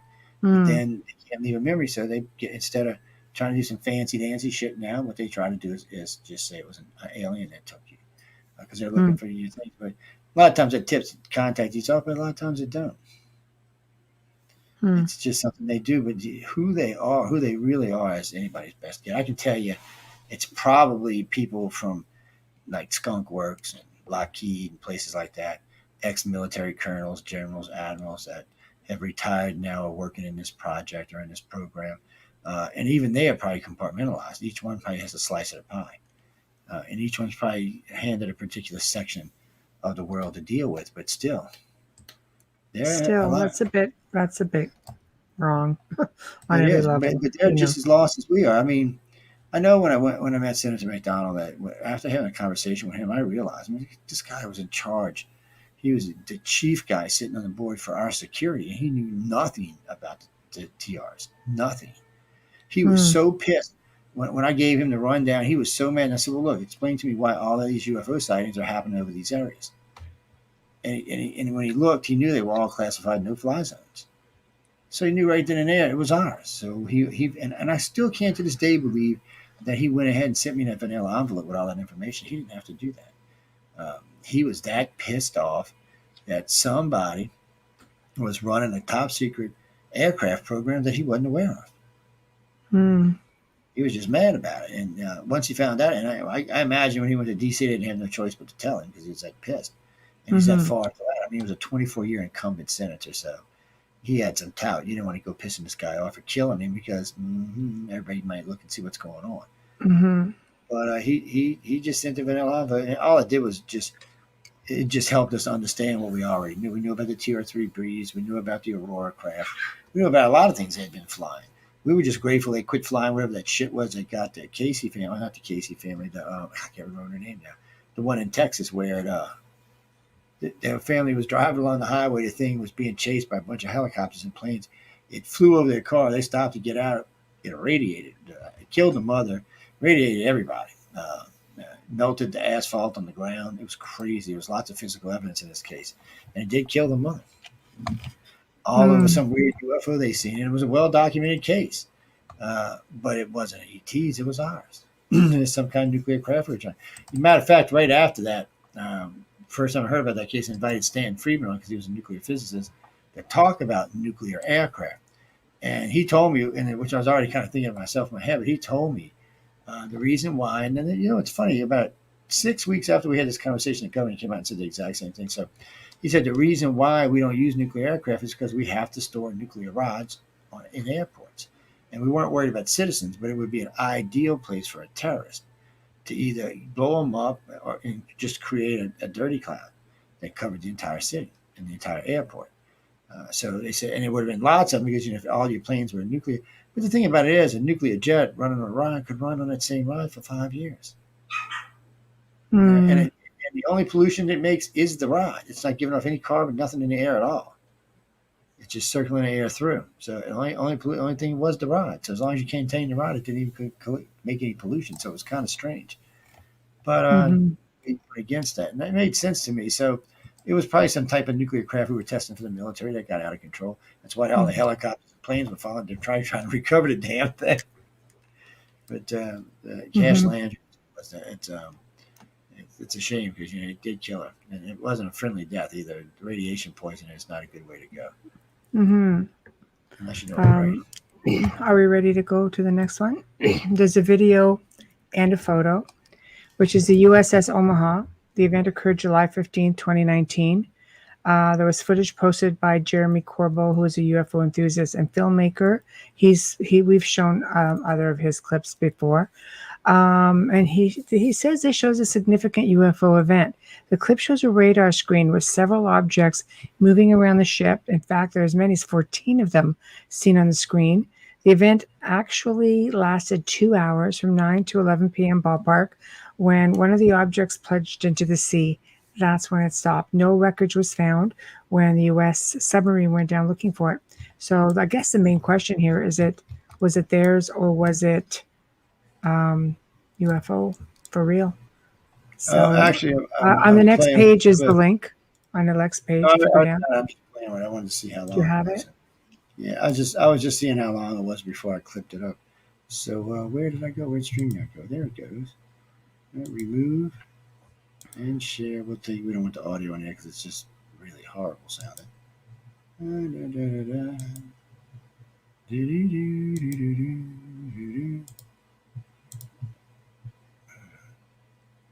Not that ain't the one I wanted, is it?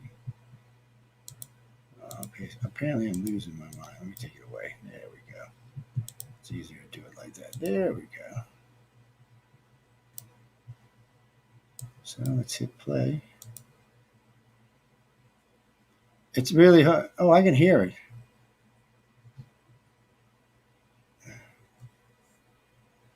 It's hard to see the.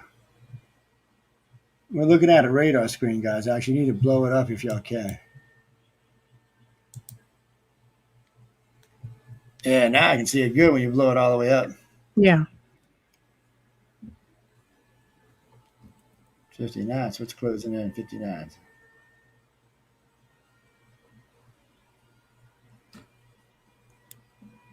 I mean, it's neat how they just start showing up, right? Yeah, that was fast. Okay, let me get out of here full Yeah, screen. you might want to play it again. Hold on, guys. We're gonna. Whoop. Yeah, we don't hear none about you 60 minutes. You'll get us banned. Yeah.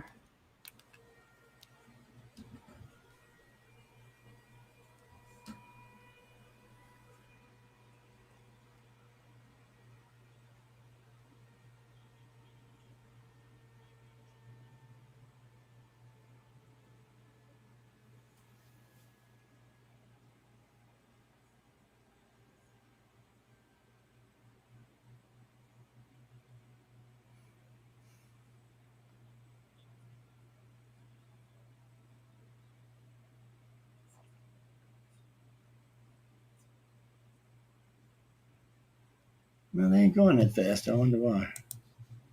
That's the thing right there. 55 knots is about 40 miles an hour. Yeah. It's So but could have been drones. They've been buzzing drones around ships a lot lately. So, but then it could have just been something else hanging out, waiting to see what was going on. You can never rule out uh, that it's ET, but you can't never rule out that it's drones. See, until 6 years ago, the drone thing wasn't an issue. But now, not only do we have drones, but we got drones that we can run in groups and packs. All because of one guy got an idea one night to write some software that could control them all at one time.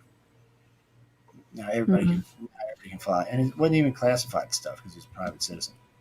I don't know why the government even let that out, but they did. but that's what I mean. Like, a lot of what's being shown is like, look, we're being swarmed, but we know that they know how to do, reverse technology engineering. So what are we really looking at? It's hard to tell. You know. It was enough for them to put their alert system on, which means their guns came out because you can't even see any of their missile launches or any of their main guns, just a little funky gun in the front. Right. I'm pretty sure it may be a Zimwald class. It might not be. It's hard to tell. If it's Zimwald class, it's got a railgun on it. It's so funny when the Navy said, "Oh, we took all the railguns off because the ammunition was too expensive," and then they seen the actual Zimwald. She was cruising along, and she had both her railguns out. They were like, "What? Well, I thought they were gone." Now they're trying to find out new types of loads for the Zimwald because the ones they got right now, if it was lined up from an aircraft carrier 22 miles away, it could cut it in half like the thing was butter. That's how much power these things push, and they can also be used to shoot down supersonic missiles. So even though Russia just came over with a Mach 7 missile, we've already got a gun that can shoot them down. It's one of the reasons we took them off the ships. When we put them on, we didn't. There was no reason to have them. We already had weapons that could take everything out. Now that they have these supersonic missiles, we'll probably put them all back on the ships. But if it was a real threat, they could have opened that. I know there's at least 4 missile launches on that ship, maybe 5. They could have sent missiles at all of them. There's plenty enough missiles to lock onto all them targets. But they did. I kind of wonder why. Well, I thought it was interesting. Anyway, we haven't seen that one yet. So it's always interesting when you see anything with the military dealing with extraterrestrial or UFOs, I should say. Because I mean, I've been on enough ship duty to know when it comes in, they freak out. I still remember the night the damn Harriers came in and we were sitting at the end of the runway. They looked like a UFO, and they scrambled the whole damn base. Poor guy in the conning tower. He scrambled the whole base because he thought it was a UFO. I guess he'd never seen a pack of Harriers just sitting there before. And it was because they were in a V formation. They looked like a V craft, and then the way their lights were set up, it made them strobe up and down like it was just one light going back and forth like this. The dude freaked. I still remember. I got up. I'm stalling out. I get all dressed. Get out there. I look up, and I looked over at my commander and said, What did we get out about Harriers? I'm going back to bed. He started laughing. I said, I'm not even on duty tonight. So I'm not coming out here for 6 or 7 Harriers. I said, let's shit on this. Poor guy in contact got bunked down to something else, but he's a radar watcher, but I guess he just wasn't paying attention when they came in. Or they came in below radar, one or the other, but still. It was crazy looking. When you seen him, they kind of looked like a UFO, but, yeah, you could hear them. That's a really bad part. I mean, they were noisy as all hell. Mm-hmm. Most of the jets that can hover like that are really, really, really noisy. It's like, you're like, Jesus. Yeah. But he was in a tower. I guess he couldn't hear, poor bastard. I still feel sorry for the guy. Next one is a quickie. Quickies are good. Sometime. Google Maps, UFO captured, one image. An image was captured by a user on Reddit when he zoomed into Google Maps while using Street View. So now everybody's go do it over the island of Bermuda. It was right over the Bermuda Aquarium, and it looks like a saucer type. I know. We're not looking at it like that. I don't know. You're going to have to get back on there. No, we're going to put it on a different way. That way was irritating. I think this is great because it just gives people another avenue to look. There you go. Well, it's interesting because I have found stuff on Google myself. Right. But I was looking on Mars, actually. And we found a skid in, which we thought was just a meteor. Turned out that it's perfectly round, like a disc. And it was shallow. It did never break deep into the surface. And it looks like part of the disc is sticking out, like it's just parked there or something. It's real creepy. Like it's still there. It's still marked on Google. And there's a couple other weird things we found. And then what's nice about that is when you take all the pictures from JPL in Milan, from all the Mars pictures taken, you can kind of tell that it does look like there was some type of humanoid life there at one time. It does look like ruins, just like ruins you'd fly over on Earth. They look a lot alike, and there does look to be at least 2 pyramids, maybe 3 on a damn planet surface. The face of Mars, I stay out of that one because I never seen no face on Mars, so I was like, I don't know, it don't look that much like a face, but maybe it is. And, because humans have a tendency to make faces out of everything. In the fire, in the clouds, in the water, reflection in the TV. We're just weird like that. Mm-hmm. Well, I thought it was cool. I'm like, look at that. That's the way. And it's cool because you can go look on Google. Bermuda is another place that's got a lot of activity. But it surprised me when I found out Belgium had as much activity as they did. Mm-hmm. The Vikings up there, you'd think the ET would leave them alone. Well, there's a lot out there, just saying. A lot of information. All of these, there's a picture like this in Bermuda. Oh, I'm sorry, it's in South Mexico. South Brazil. I'm sorry. Anyway, there's a desert out there, and you see this thing. You see the guy just takes a picture. You see the picture first, and it's just this big, huge, round disc. It looks like a scene out of a movie. I mean, this big, huge disc, and all this dust is kicking up underneath it. I guess from whatever it was making it drive, it was making a dust kick up. So at first, everybody thought it was like a big rainstorm headed that way, even though it had rained in this desert in like 100 years. Everybody thought, yeah, it was a rainstorm. And then he clicks the video on, and you see the thing lifting and moving over and coming back down to get a more solid surface. I guess the dust was screwing with its equipment or something. But it hung out there for a while, and then it just kind of did a left cut, and it was gone. It just disappeared. You didn't see it anymore. It was just, nobody knows what the hell it was.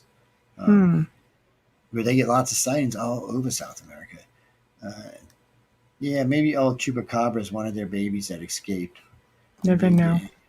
Yes, and found humans were the easiest prey for dinner. So demons and chihuahuas. There's lots of chihuahuas. Little chichis. Okay, next one. The Down the Gorks crash in Russia. 2 photos. Russia allegedly, get this, has more UFO sightings than anywhere else in the world due to its borders, which surround the largest landmass on the planet.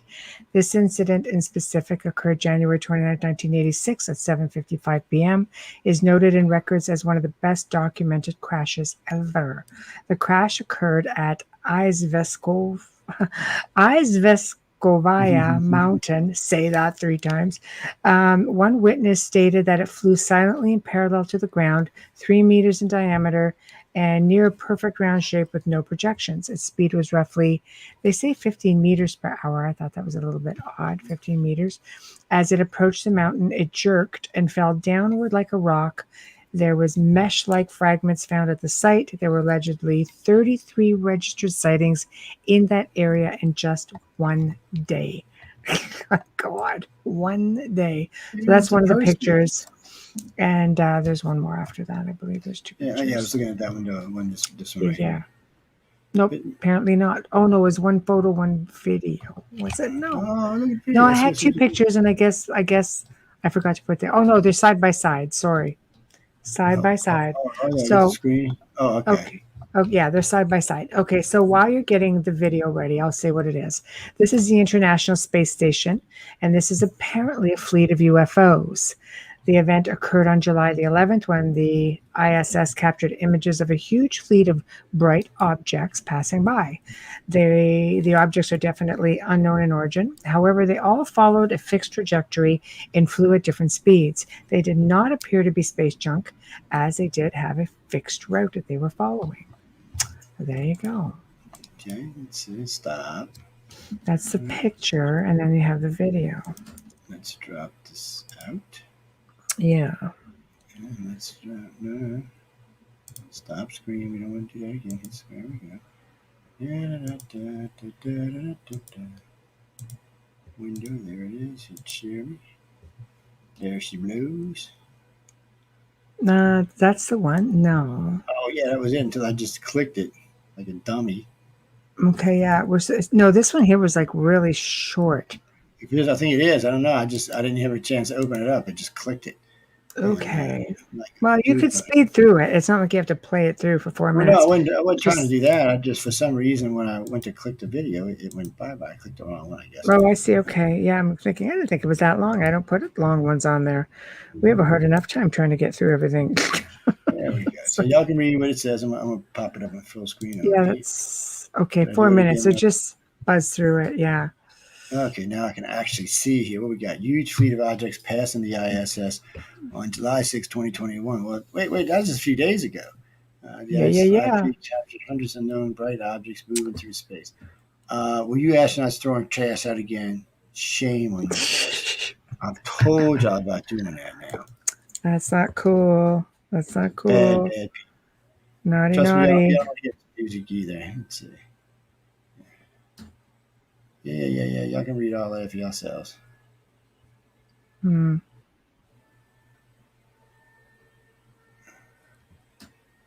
Just show us the damn ISS already. See, that's why I don't go to movies. You get me in trouble. For 20 minutes of commercials, I'll be like, where's the damn movie at? Yeah, you could just, just move it along if you have to. So, there went something. Yeah. What is all this? Yeah, they're showing how it all seems to be on the same trajectory. Well, wait, that one went the other way. Well, some of them are definitely asked the meteorites. Some of them are definitely something weird. Weird indeed. There's all kind of shit moving around out there. So some of this is definitely UFOs. Some of this is junk, and some of this is meteorites. It's just hard to tell what that thing. Well, satellites. That's what I thought. Well, some of them were satellites, but some of them went too fast to be satellites. That's what they said also, that some of them were moving pretty quick. Yeah. It's just hard to tell because, see, this guy down here, this guy right here, that's probably a satellite. Yeah, I think so. That's either a craft or a piece of junk. We don't know what the distance is from these things, so we don't know how much the size is. No, we have no idea. That was something that turned around. That's when I like the ones that turn around and go the other way. I've seen a good video where they said, it was space junk. Oh, it was ice off the space shuttle. And then it turned around and went the other way. Everybody was like, wait, what? Sure was, man. It's under control of some kind. Yeah. They just got all kind of shit flying around through here. I figured it would just be best to show the video and let everybody watching make their own assessment. But you see, like these guys just cruising on by. He's like, hey, how you doing? Nice to see you. I'm out of here. I think for the space station to actually show it, they must feel fairly confident that it's something of interest. Well, they thought it'd be interesting anyway because it is interesting to watch because you don't know. Some of these are probably satellites. Some of this is debris, but some of this you just got to kind of wonder what the hell it is. Yeah. Because unfortunately, there's a buttload of satellites in space now. Oh, yeah. Thank Do you, you see Mr. these? Musk. These look like two of them right here. Yeah. Yeah, he's putting up 100 himself. Oh, yeah. Something really ridiculously crazy. Yeah, that's if ever can get free internet. Or not free internet, but internet anywhere. This guy's just putting along, man. That don't even look like a satellite as slow as that's moving. Must be something scanning. Russian spy satellite or something. Yeah, we seen you, Russia. Okay, now it's got all quiet.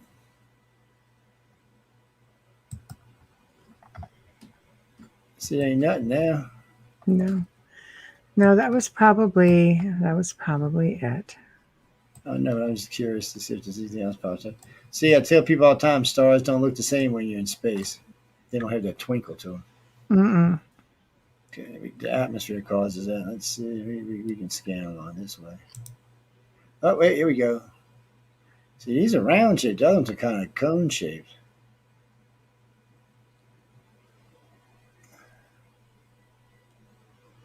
You know, people always talk about a great war being fought in space. Maybe that's why we get so many crashes. Maybe this is just a fleet on its way by. It's a Well, pretty it's random. interesting. They don't seem to be paying much mind to the station at all. Yeah, because they know it's a tin can in space. All they spit on a damn thing and fall out of the sky. So that Oh, is here we go. Oh, I that. see. That looked like a saucer there. Well, I don't know Yeah, what that was. It was hauling ass. yeah. See, the That ones one's on them good. straight, soft tracks are probably satellite. Oh, that was in there, but behind the scenes. Well, thank you, behind the scenes. We So acknowledge there you. we go. That was interesting. So that was that. Make your own assessment. Go and find it. And as we're getting short on time, we only have three more. So I'm going to move to the next Oh, one. Since I can't just push this off to the next one, since this is our last disclosure. oh, yes. Okay, here's a good one. Walter Cronkite. Everybody Oh, loves him. Sometime in the 1950s, he was invited to a Pacific island to observe an Air Force display of their new missile. As an anchorman, he agreed. As the missile was launched, a flying disc appeared in the sky and hovered. It later fired a bluish beam towards the missile and hit a security guard and his dog as well. The missile, the guard, and the dog literally froze in place. The reporters and other bystanders were in shock. He was told by a colonel that they were working on new technology and they were told to not report the incident. Mr. Cronkite, that was yeah, because as probably long a as one tough of them sees it, they're going to report it. Yeah, I mean, it's the Navy and Air Force. Marines probably the same way because they work for the Navy. So yeah. it's they have to report them. They want you to report them because you never know what it is. It might be something else that it might not be ET. It might be something else that we're worrying about out there. One of our other unfriendlies we got to deal like China or Russia. Mm-hmm. Or maybe Cuba might invent some kind. Anyway, I'm just teasing. Russia and China maybe, but anybody else I think we'd know about. Walter Cronkite was, he's a pretty good news reporter. He didn't play around. He did his stuff. For him to see it probably changed his life Mm-hmm. or Well, it just freaked him shows out. you these are, fairly reputable people having experiences. Um, Next one is a Civil War rendition photo, and it goes to show you this goes way back when. Apparently, there were many reports of UFOs, which were not uncommon during the Civil War. Immediately after the start of the war, which was on April 19th, 1861, men of the 7th New York Militia saw a UFO following their steamboat as they were heading to Annapolis, Maryland. They reported that it looked like the moon, surrounded by three glowing circles. This was, of course, one of many, many sightings. So, it's weird because I've heard of sightings like these before, these type of craft, where it seems like there's little probes attached to it or following it around. And there was a sci-fi series. It was actually a submarine series where they used to have whiskers. They called them. They would be running around the ship ahead of it. Little round sensor I boxes that. remember that Sequest. Yeah, sequence. So then they Whew, I had can't that. believe I remembered that. So it looks like might be the same type of thing. I think a lot Right, of the probes we see are like a whisker or some type of intelligent probe that are just out right. taking instrument readings of some type. Not necessarily, under intelligent control, the fact that somebody's in it, but it's probably running an autonomous program, really. We have more and more probes now. We just say go and they go do it and then they come back. I mean, shit, the drone tried to go kill somebody, the little killer drone. And when we told you, yeah, that's a technology I still wonder about. Yeah. In the Civil War, there was lots of UFO sightings. It was more than most people realize. But do you think it's because it's war? It could be. Because that's what they're trying to watch. All this gunfire, all the damage, all the loss of life. I mean, maybe it's war itself. Yeah, it is. Or maybe it's the way we react to it, how we treat our fellow man on our side, the ones that are Mm-hmm. shot. I Back in the agree. day, they used to saw people's legs off and stuff. So Yeah, it's just people. it's terrible. And there was lots of UFOs. Well, every war there's been UFO sightings. World War II is where the Foo Fighters came in at, and Hmm. they were everywhere. We still encounter Foo Fighters even today in 2021. So they come zipping along like, "Hey, how you doing? Goodbye. Oh, I'm back. Okay, Bye goodbye." bye. This is the last one. I'm going to read it because I'm interested in your thoughts on it. I know we touched on this just a tiny bit on the Outer Realm the other night.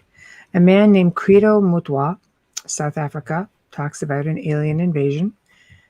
Two photos. Credo is a famous African Zulu Sangama, which I guess is sort of a traditional healer. He has carried down the oral traditions of his ancestors and spoke of one story in specific. Okay. Basically, he was told of an alien invasion to which destroyed humanity for them. It's the reason that we see so much pain and suffering to this very day. I guess they're generalizing this.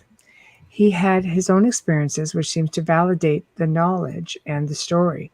The story goes that the Chitoli, which is reptilians for the rest of us, arrived many thousands of years ago out of the skies. They looked like lizards. They were a race that could change shape at will. They arrived in terrible vessels, which made terrible noises. They had long tails, very tall, yellow eyes. Some had 3 eyes, but they were all terrible, burning eyes. They gathered up humans by force with whips of lightning, saying that they were gods from the sky, and that from that point onward they would receive great gifts if they listened. They took power away from the humans. They spoke telepathically only and could move objects with their minds, see into the future and the past. There were people who married off their daughters to them, which produced a power race of kings and tribal chiefs. He stated that lizard females would assume the identity of a princess and pose as that princess so she could marry the Zulu prince, hence the position. Credo also feels that these reptilians are not from a faraway planet, but they are right here on our planet. He believes also that they need substances from us for their own selfish purposes and that they are solid creatures. He believes that they have sinister intent and that they are in control of the planet even today. Now, this is a gentleman who David Icke's based his research on. David has based much of his research on what Credo has told him. And for those of you interested, there's a 3.5-hour interview video on YouTube with David and Credo. And it is definitely there. I saw it. So amazingly, it has not been pulled off. But again, that helps to prove my point that you should never base your whole entire research on one person. Well, I think he did. He's researched a lot, but I think this was sort of the straw that broke the camel's back Yeah, for but him. His validation, I guess, so to speak. David Icke and David Jacobs Right. both say the reptilians are evil, but the problem is they never took the time to look in the ancient world. In the ancient world, they don't think the reptilians are evil. Right. And the Numos, or the Dogon, are the first ones to even talk about the reptilians, and they said they were bearers of gifts, bearers of life, helped to bring back the dead. I showed them how to use a calendar. Of course, they based it on the Dog Star 55.5 years. So are we just looking at maybe one bad race, No, like one you look bad at group? you look at somebody who's seen a reptilian, and you instantly thought they were evil. So that's the Right. problem, and that comes from where the Bible story. Well, yeah, but they were suppressed. He basically said when they came in, they left, and then they had to answer to other people. They had to answer to kings, and that they were ruled and suppressed, which they never were before, I think is the point he was trying to make. Yes, well, we know man does that all the time. Oh, So exactly. Yeah, exactly. so it's hard because it's hard if you go by what the contactees say. The reptilians are actually the nicer of the three species that visit us, are the ones that are abducting people. And if you go by what the ancient world says, they were the bringer of life, the bringer of knowledge, the bringer of all kinds of stuff. The only thing you got to worry about is in the Mesoamericans, they worship the reptilians, and they thought they were the greatest things since cracked wheat. Right. But they were very vicious and bloody, very bloodthirsty. So did that come from the reptilians, or did that come from something else? Ripping their hearts out and throwing them down Yeah. the steps and stuff like that. Well, but the Egyptians also did similar things. So it's hard to say, but the Egyptians look like they may have been interacted with the human type gods first, the reptilians later on. But the problem is with the reptilians, everybody says, with the exception of the warrior caste, they're an Aquarian species. They're very non-belligerent, very, very nice. They inhabit a big chunk of the galaxy that belongs to them. Something that happened with them and the human race got in a big fight a long time ago. Not our race, but the human aliens. And they weren't going to let it happen again. That's why they sent the Grace our planet, because they were scared it was going to start again. And some people do think the reptilians are from here, because there was a reptilian time where it was about 300 million years, 265 million years, they ruled the planet. And as far as we know, they could have been from an earlier time. We just don't know, because we don't really know what was all in those as far as things like reptiles and stuff like that. So, and then there's the other problem. They're not really reptiles. So we paint them reptiles because they look scaly, but every contactee says when they're touching it's not scales, it's very soft and like a suede. So, but it is cooler to the touch than if they touch the human. But they move fast and they can be in the north, they can be in the south, which means they're not reptilians. A reptile living up north would slow down. Like if you brought a crocodile up in the middle of winter up north, his ass would just sit there. He'd look for any kind of sun and just sit there. He'd go hibernate, was what he really would do. So whatever these are, they're warm-blooded creatures. Maybe they were reptilians when they started out, but even now they think that a lot of the reptilians were bi creatures. They weren't really cold-blooded, but they really weren't warm-blooded the way we think of it. And then a lot more of what we thought were reptilians, a lot of raptors were warm-blooded. All you got to do is look at their ancestors today; they're all warm-blooded. So it's well, people, you know what I mean by the raptors. If you look at any of the prey birds that are raptors today, their ancestors are supposed to be raptors from the past. They're all warm-blooded. They're not cold-blooded. And you can't really see an animal like the raptors they show in Jurassic Park moving that fast all the time if they were cold-blooded. Yeah, it would have to be extremely hot, maybe on them hot islands or something. But it's not how reptiles really act, And they don't usually attack for long periods of time because of the way their blood's designed. So, so now we know that these were probably warm-blooded creatures. They had children, they raised families, they have genetic memory. They're a lot like we are. I should say we're a lot like they are. And they could have been the fathers of mankind. This is just the form we took. But we all know we have that reptilian section in our brain and we can't get away from it. So that doesn't sound like enslavement to me. It sounds like enlightenment to me. It looks like they were the species that took the time to enlighten the race. So was it just one bad bunch, or a specific, not so much the race itself, but a subspecies or species? They just want to make it that way. David Icke is just like David Jacobs. He's pushing for that angle. He thinks that because they look scary, because the human aliens don't look scary, they look scary. The man has got a 3.5-hour interview in which he's on video and he's speaking himself of his oral history. Yeah, that's what I'm saying. You'd almost have to watch it. So what probably happened was in the past is there was probably some type of dispute over land or water or something, and the reptiles sided with the other tribe. And since then, they've been painted as a bad race. But if you go by what contactees say, and most of history says, they weren't. And even if you listen to Adam and Eve, all he did was entice her to bite the apple of knowledge. He didn't do anything. He didn't rape her. He didn't kill her. He didn't do anything to her. He just gave her the apple, and she didn't have to take it. That was free will. That was the first time that there was free will. Free will was ever talked about on this world was then. Whether that was Adam and Eve, whether that was Sumerians, whether it was Egypt, whoever the first race was, that's what we're talking about. And then all the stories tell you the same thing. The reptilians are the ones that gave us free will. Without that reptilian section in our brain, we would not have free will. We would just be a Baja sheep, we just walk along and do what we were told. And the elites would have it made because we just, man, yes, sir, man, yes, ma'am, and we just go on and do what we're told. But that Right. section in our brain is not. It makes us want to know why we exist, who we are. Hmm. Don't settle for less. So, it's in us, and it's not a bad thing. So it's hard to paint them in a bad way. Other than the way they look, it's hard to paint them in a bad way. But that tells you that Ike never took the time to see what the other stories were. He only went with the one story. If he started asking around and talking, I mean, we've talked about this in the air. A lot of the reptilians fall in love with humans, male and female. So they think they have a thing for us. It's, for some reason, maybe because they interjected their DNA in us back in the Sumerian times or before then, maybe they feel partially responsible for us. The other two don't seem to feel that way, though. Even though humans may have created us or started to create us or helped in some form or fashion, they don't seem to have that need to help us like the reptilians do. So So what do you make then of the whole, it's the elite thing, the reptilians in control? What do you make of that? because you got to blame it on somebody. But why would you blame it on the reptile? What Mm. what on Earth right now would be good for a reptilian? If you're a true reptilian, our planet really isn't conducive for you right now. Maybe if global warming keeps on, it might be. But But right now, maybe it's not. it's about more about the people. What if what this man says is correct? They need something from us to fundamentally, to survive, or whether it's, a That's what I drug call to it. them, or whether it's That's the whatever it poor little is. me complex. And I talk about this all the time in ufology.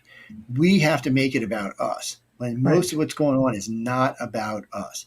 The three Right. major races that are playing here are playing on a much higher scale than us. It's just humans can't think that they're being taken and we're not a major player.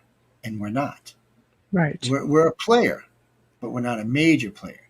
We're just in there and we're playing with the hand we've been dealt, but it's not really a great hand. Technologically, we're way down below them. Our psi abilities are way down below theirs. I mean, we're just like the shit cousin coming up that maybe in a half a million years or a million years we might be worth worrying about. But right Mm. now, we're not. The only thing they're really worried about us right now is blowing up the planet. They could give a shit less if we blew up ourselves, any of the races. But the planets are like gold. Inhabited planets are like gold. So they don't want to see them get wiped out. They want to see them make it. And these races could easily, like we could nuke the whole planet probably in less than a year. They could put it back to its original form, no radiation. Actually make it cleaner and better than it was before it was bombed. So they have the tech for that. We just don't. But technically, it is our planet, whether they created us or not. There came a point when ownership went from them to us, maybe because of sheer numbers. Mm. Or maybe that's just what we want to believe because we want to believe we're in control. That's the whole problem here. Humans have to always make it about them. Because I was taken. Yeah, well, you were taken, and they're gonna keep enhancing your children for generations till you can be considered worthy enough to be a member of the council. But until then, we're just a lonely shit race that they got to keep an eye on and hope that we don't blow ourselves up.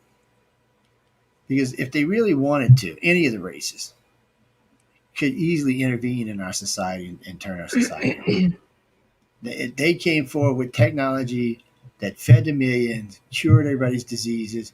Even the people who were scared of them would stop being scared of them. It's kind of like V when they first showed up. They were reptilians, by the way. When they first showed up, they were giving all kind of gifts out and curing the sick and letting you live an extra 100 years. After that, of course, all the humans would be, oh, hey, we love these people. And that would be worthy cause, but they don't do that. And they sure the hell hasn't enlightened us, and they sure haven't wiped us out. So that paints an agenda that shows that humans are a part of a much bigger scheme that's going on. And then contactees talk about other human races like us, that not exactly human like we are, but along the same technological and spiritual evolution. They're about the same as we are. And you see these on board the ships, and they're being taken just like we are. So, they're looking for something.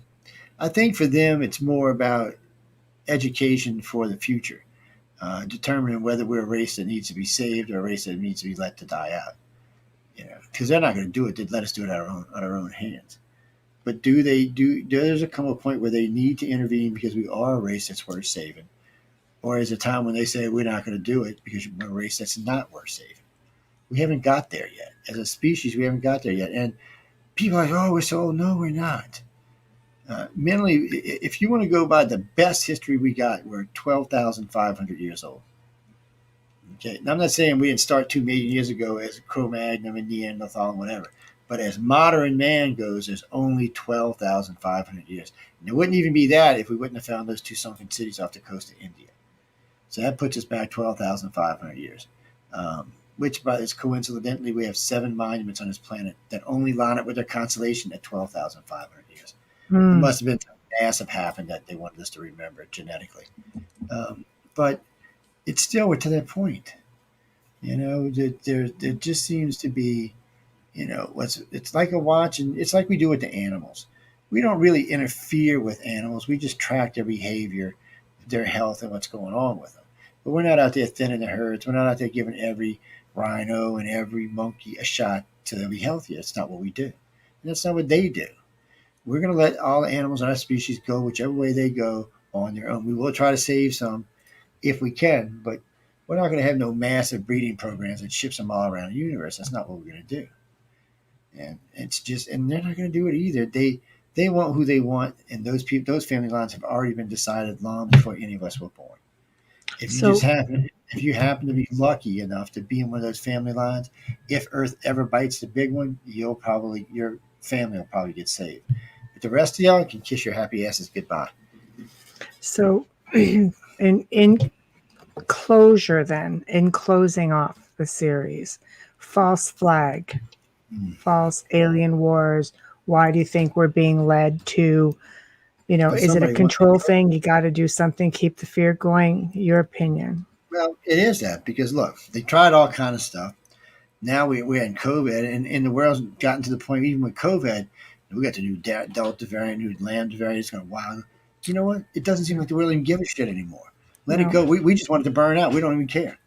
Even if we don't have the vaccination. I mean, I'm hearing people who've gotten COVID and won't get the vaccinations. They're like, no. This was handled all wrong from day one. This was a grab for power. I mean, look at Mr. Pink Shorts. Look at Crazy Cracker Joe. Look at Putin and Xi Jinping. And if y'all don't know who Pink Shorts is, he's Justin Trudeau. Sorry. I've called him Justin Castro so much I forget who his real name is sometimes. We call him Mr. Pink Shorts because I seen him one time in pink hot pants, by the way, and a white shirt. And then I seen him in a pink shirt with white pants on one time. I'm thinking, is he straight or is he gay? His fashion sense is definitely gay. And gay people, I'm not trying to insult you. I mean, his fashion sense is just watch him. You don't have to take my word for it. Okay, so he doesn't have fashion sense. But he might be okay. He might be okay. I don't have to live on you, so I ain't got to worry about it. But for all y'all, the poor Canadians, I feel for y'all. I mean, I know y'all feel for us for the shit we've gone through, but I feel for y'all too. And it comes down to it, and this has always bothered me about when we talk about conspiracy stuff like this. So I've always had a fundamental issue with, okay, how do you get the Templars and the Skull and Bones to work together? How do you get the Bilderbergs and the other groups to work together? There's like 7 or 9 major groups out there, depending on what way you want it. Skull and Bones, the Black Skulls, the Masons, the New Templars. Oddfellows. There's at least 7, maybe 9 groups. The problem is they all hate each other. And even if you can get someone together, they're going to still, so like 4 are going to go here, 5 are going to go there. They're still. But these groups are being left behind because they were stupid and short-sighted. The new groups that are taking over, Bill Gates tried to be one of them, but it ain't going to be him. It's going to be Jeff Bezos. It's going to be Elon Musk. These are visionaries who are seeing the future for a much different thing. And they don't want to control us because if they control us, they can't make no money off of us. So they want us to look at Jeff Bezos and Elon Musk wants us to get rich so we can buy their product. That's how they are. And they want to keep the world safe and happy because they want you to buy their product. And China's learning that lesson right now. If you want to be a world power, you have to live like that. And that means no communism because communism is corrupt. So, it comes to a point where you have to make that decision. And that's where the aliens are. They're just waiting to see what we're going to do with ourselves. If you really look, especially with the reptilians, they think of us as, their ancestors coming forward. They're children that could really change the universe because we do share 3 of the major species DNA. I remember this when I wrote this article about this because the scientists had written to me, well, we know because we would see the new DNA, but that's not true. if 1 million years ago, 2 million years ago, the reptilians and humans came in and interbred with our population, or created our population for that matter, both their DNA would be there. And we do know we have a reptilian section in our heads, so that DNA is definitely there. The way we look looks a lot like the human aliens, so we probably also share their DNA.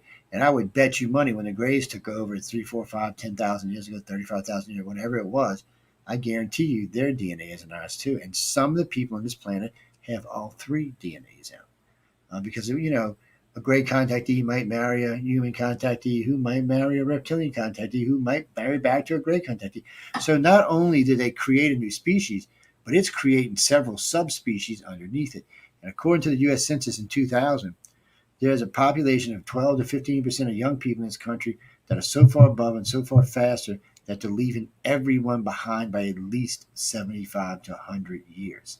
So Wow. you got to wonder who the hell they are. And when I found this out the very first time I heard this census, I started asking around people who were in the study. I finally found somebody who worked there. I didn't tell him what I was after. Talked to this guy for like a year before he would even trust me. Finally, I told him what I was doing. I said I was just trying to prove or disprove it, and he gave me access to about 300 people. And out of that 300 people, about 205 of them turned out to be contactees. So, I mean, you got to kind of wonder. And I've been real lucky in the field because I'm actually a good talker, but for some reason I've been just lucky to meet key people.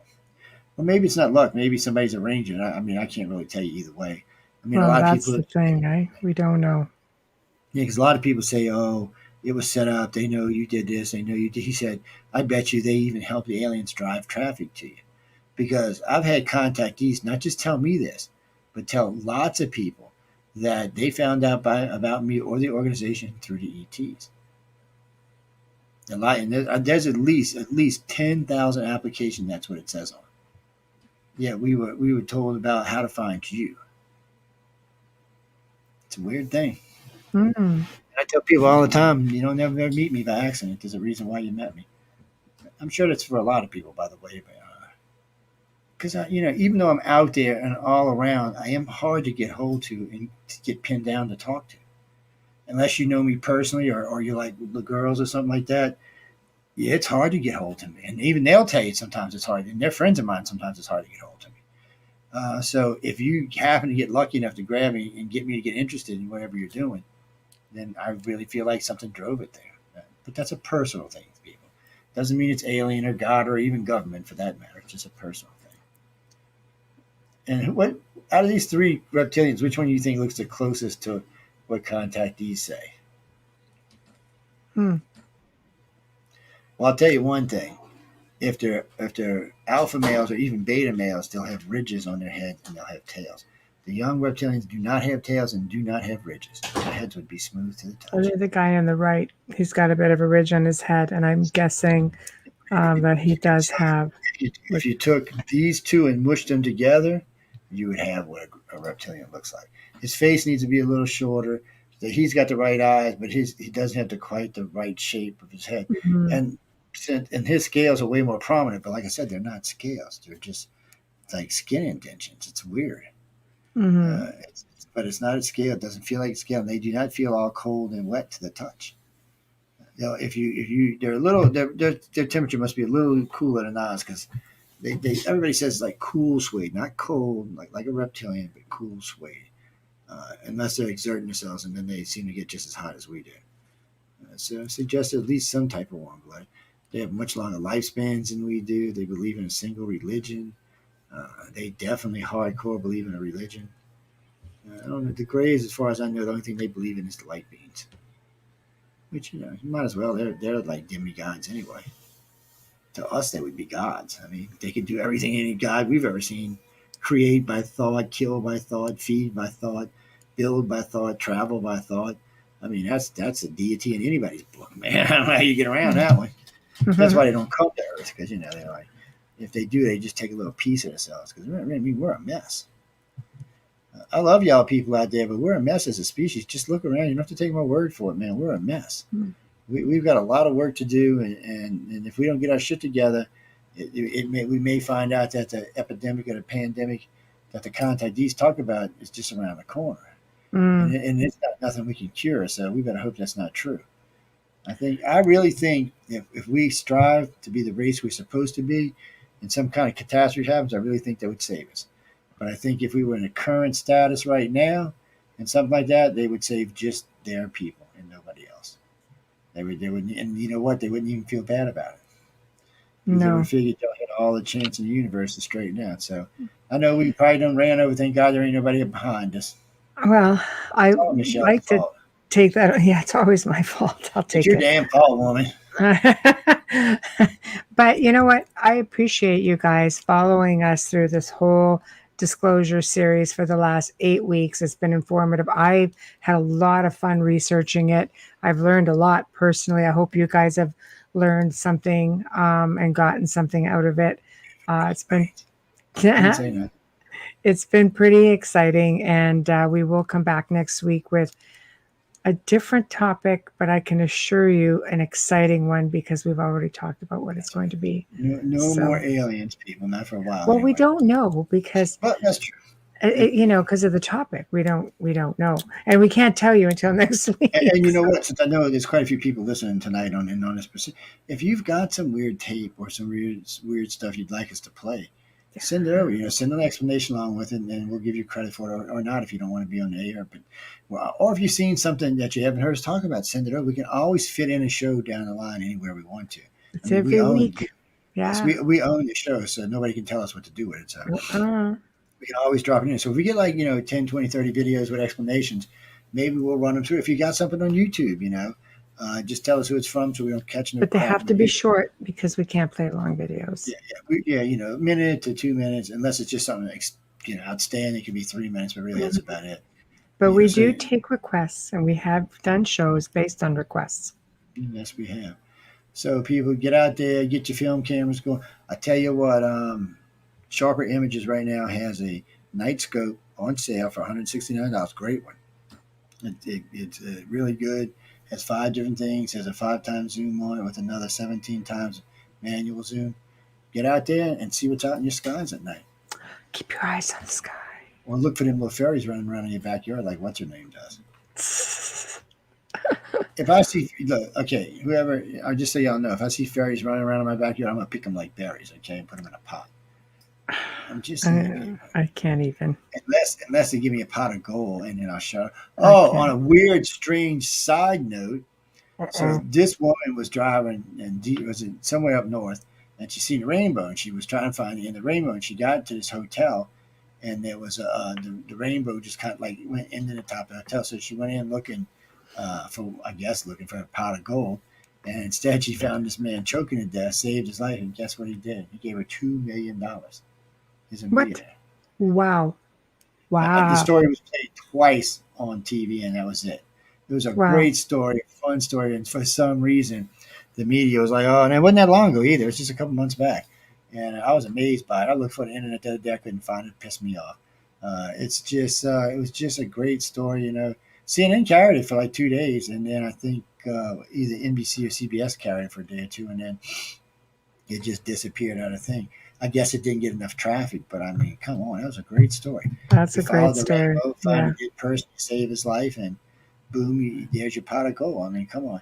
And she actually had a picture of the video showing you, the rainbow where it ended, because it looked like it ended in the top of the hotel. And if you believe in God, you could say it was an act of God, and she was rewarded for such.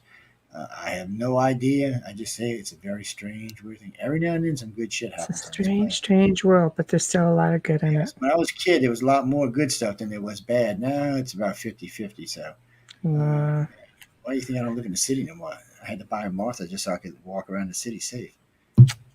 Yes, everybody should have a paid girl like Martha around. Let me tell you, ooh, baby, she is something else. Okay, and on that She's note, cold sometimes and warm, and ooh, I'm hungry.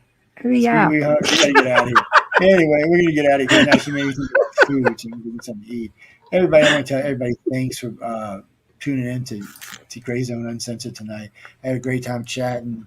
I know we had a big audience tonight. Last time I checked, we were like a 2.6, 2.7. So, we might even get over 3 tonight. So I want to tell everyone thanks for coming on. Y'all will hear a commercial at the end because we are vote. I finally got Emily trained to say go vote, go vote, go vote. And it's podcastawards.com. Podcastaward.com. They did a great job on the video. Everyone's got a great voice, and they did a good job putting this together. But on that note, anything else before we go?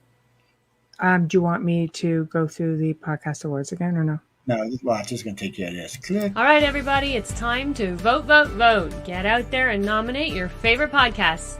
The People's Choice Podcast Awards voting is up on the 31st of July, so go to podcastawards.com to nominate the following shows. Writers and Illustrators of the Future podcast in the categories of education and also storyteller drama. The Centralist in the category of politics and news. That's with show host Joe Montaldo. Science and Beyond in the category of science and medicine, also with show host Joe Montaldo. The Outer Realm in the category of society culture with show hosts Michelle DeRoche and Amelia Pisano. And the Pittsburgh Paranormal Chasing Prophecy in the category of religion and spirituality. There's another category that opened up for us recently, the People's Choice, so please select for this category as well. Go to podcastawards.com to vote for these 5 shows and any others you enjoy listening to. That's podcastawards.com